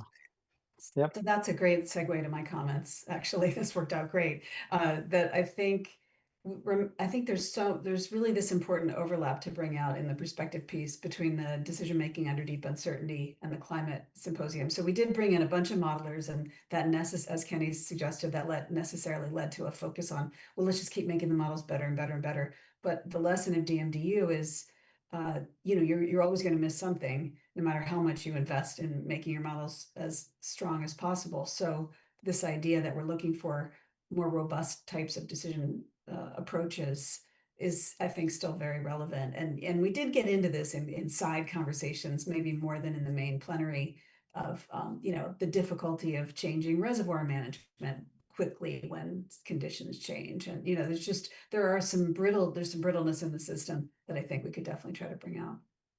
Mm-hmm. Okay. Any other comment? I'm happy to help if you see a role for that. So Yeah. That would be great. Certainly we would welcome any input, Kenny. I feel like it took a while for us to organize this. I think the symposium had been very useful, but we still have a lot of follow-up work to do. But perhaps we need to discuss, okay, how do we take it from here? How do we look at the next 2 or 3 decades, and what suggestions we could have in terms of that low-hanging fruit or practice versus the long term? This is why I asked the question during the Delta Science Plan talk. Do the practitioners always think about the long term, or do they look at only next 5-10 years? I think that is always a question to me, that I think we need to do things to satisfy the near-term needs while not ignoring what is going to be happening in the several decades from now, which we know based on this climate science, there is enough information on the tendencies. This whole drought frequency increasing, whiplash events, sea level rise obviously is an obvious one, intensification of precipitation, higher frequency of atmospheric rivers, and others. I mean, these are tendencies that there is some scientific basis for. That's great. So I think there's a plan of having the short summary / memo drafted for board members to review probably by January or something. Is that correct, Obi? That's the plan. I think, we kind of we divided the work, and we're going to have an initial draft, hopefully next few weeks. And then we will put it together and come up with a draft that the board can review. Yeah, sure there will be valuable input from the board members. Well, if nobody else has comments or questions, I think we're done here. Are there any public comments, Edmund? Yes, there's one from Deirdre Dan. And Deirdre, you have the ability to unmute your microphone. Yeah, thank you. I wanted to say that Scott Steinschneider is the researcher at Cornell who worked with DWR to produce the stochastic weather generator that they used for climate sensitivity analyses. And he had this very talented graduate student, Rahini Gupta, who used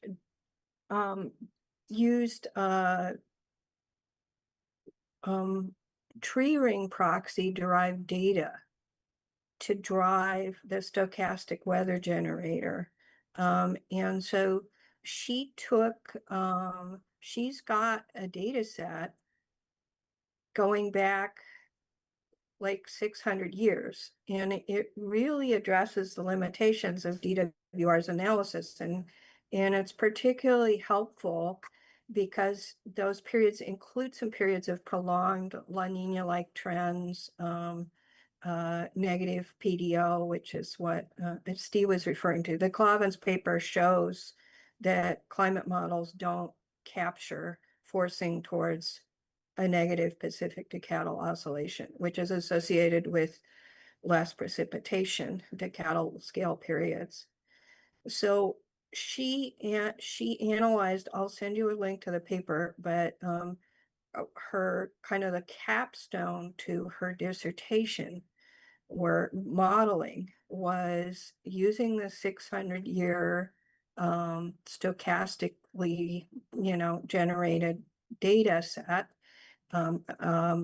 And she looked at what happened if we had a repeat of the late 1500s mega drought. And that was the second worst mega drought on record after the recent one from 2000 to 2022 in the 1200-year tree ring record. And it is just gobsmacking. I mean, the State Water Project breaks in this scenario. The Oroville Reservoir gets drawn repeatedly to dead pool. They repeatedly make very minimal deliveries.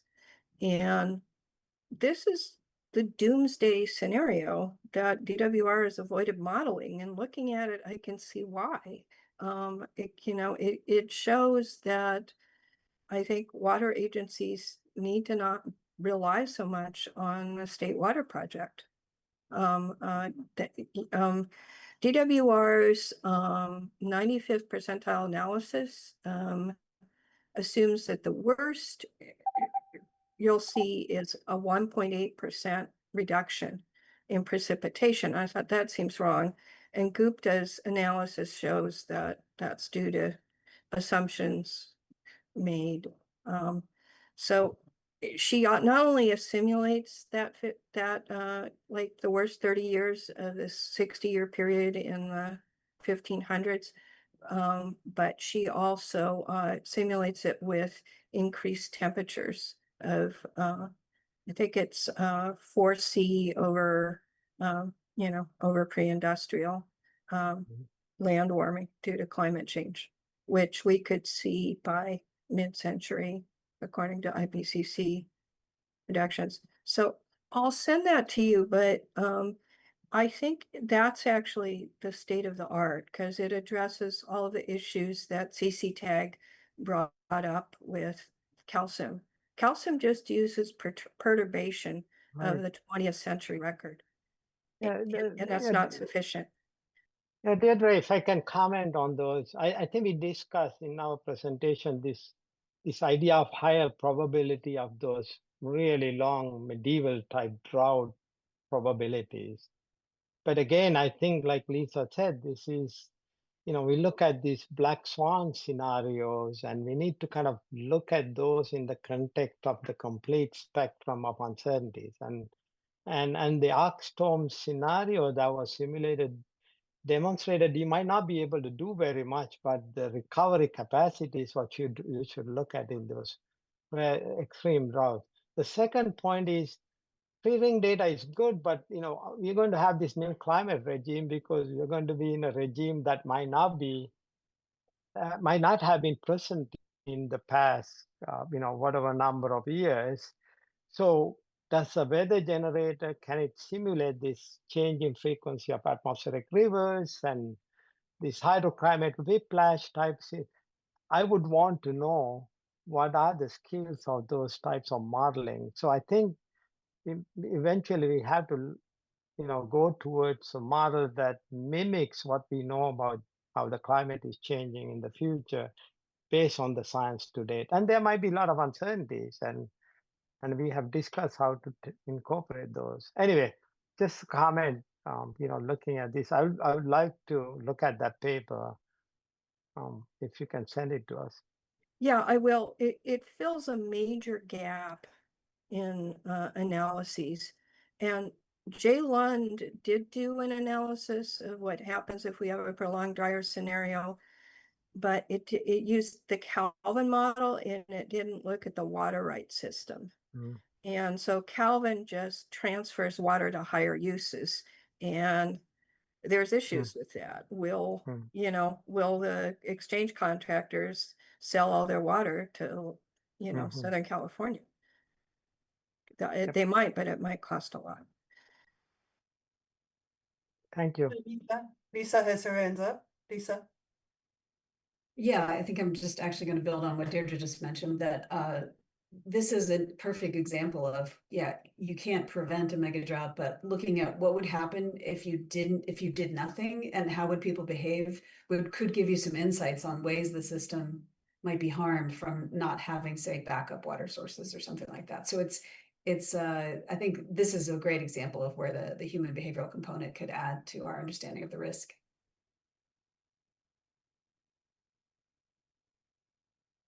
All right. Well, thank you very much for that input, Deirdre, and we look forward to seeing that paper.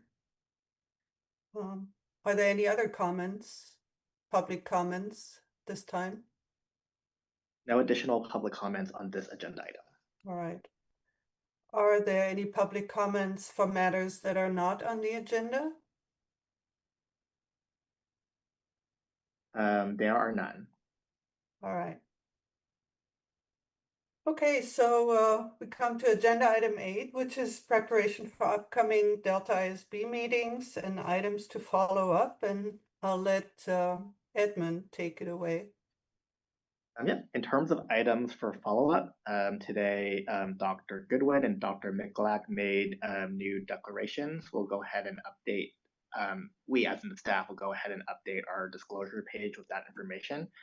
Anna, we did get some comments that your feed may have been choppy when you made your declaration. Do you mind if you just restate that? We got a public comment on that. Oh, sure. Sorry. I think my Wi-Fi is not fabulous.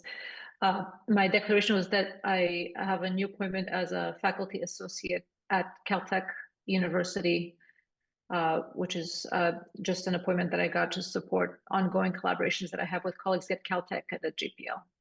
And that's a JPL. All right, thank you.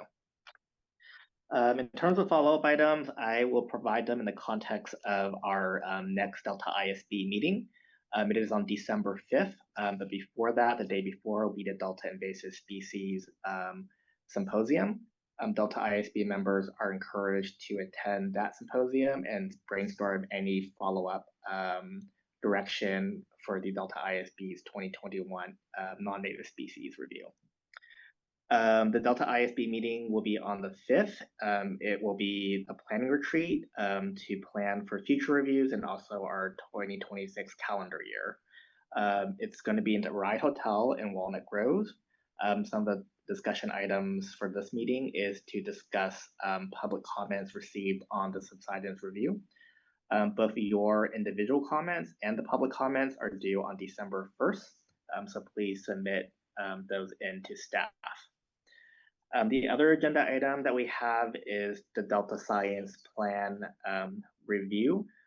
There is still some uncertainty of when in November this plan will be released, but once we have it, staff will coordinate with Diane McKnight and will provide some more direction. And we noted the concerns about the timeline that was originally presented today. And then we will brainstorm future reviews. Prior to this meeting, staff will also recirculate some of the past ideas that have been expressed. And then as part of this meeting, we'll also have presentations on some of these past ideas to see if they are warranted. One of the presentations that we have confirmed is on harmful algal blooms. Dr. Ellen Priest from the Department of Water Resources will provide an update on the implementation of the harmful algal blooms monitoring strategy that the ISB has weighed in on the past. The other topic that we'll have in December is to discuss future site visits. Some of the site visits are in the works are Bodega Bay, Sacramento Wastewater Treatment Plant, and also WebTract, and there'll be an opportunity to brainstorm more ideas at the December meeting. That is what we have for December. In terms of other follow-up items, today we had a discussion about the climate symposium. If you haven't already submitted written comments to help inform the products, please go ahead and do so. And then Obey does request that if you do have highlights or insights, to also cite who said it at the symposium or a source for that. Today, Kenny mentioned about there not being enough focus on the end users. And if there is interest in having him write something, he'll be happy to contribute to that. So we will consider that input. And then Steve Lindley is still working on his part of doing a little write-up about the differences between what was modeled and projected for La Nina versus El Nino. That's all I have for follow-up items, unless anyone has anything to add, or if there's anything that is missing for December that you would like to have discussed. Thanks a lot, Edmund. Are there any more public comments? There are none, but I think Kenny has his hand up. Yeah. I let the public have their Kenny, chance. oh, sorry, didn't see. Yeah, this is not going to be a very insightful question, but are you going to send us some travel logistics? I sent you an email about getting to and from ride and that kind of stuff, or are we flying solo? Yeah, we will be arranging car rides, and we'll provide details on that shortly. Okay. Okay, with nothing further ado, I thank you for being here, and I look forward to seeing you in person in December. And the meeting is adjourned. Thank you very much.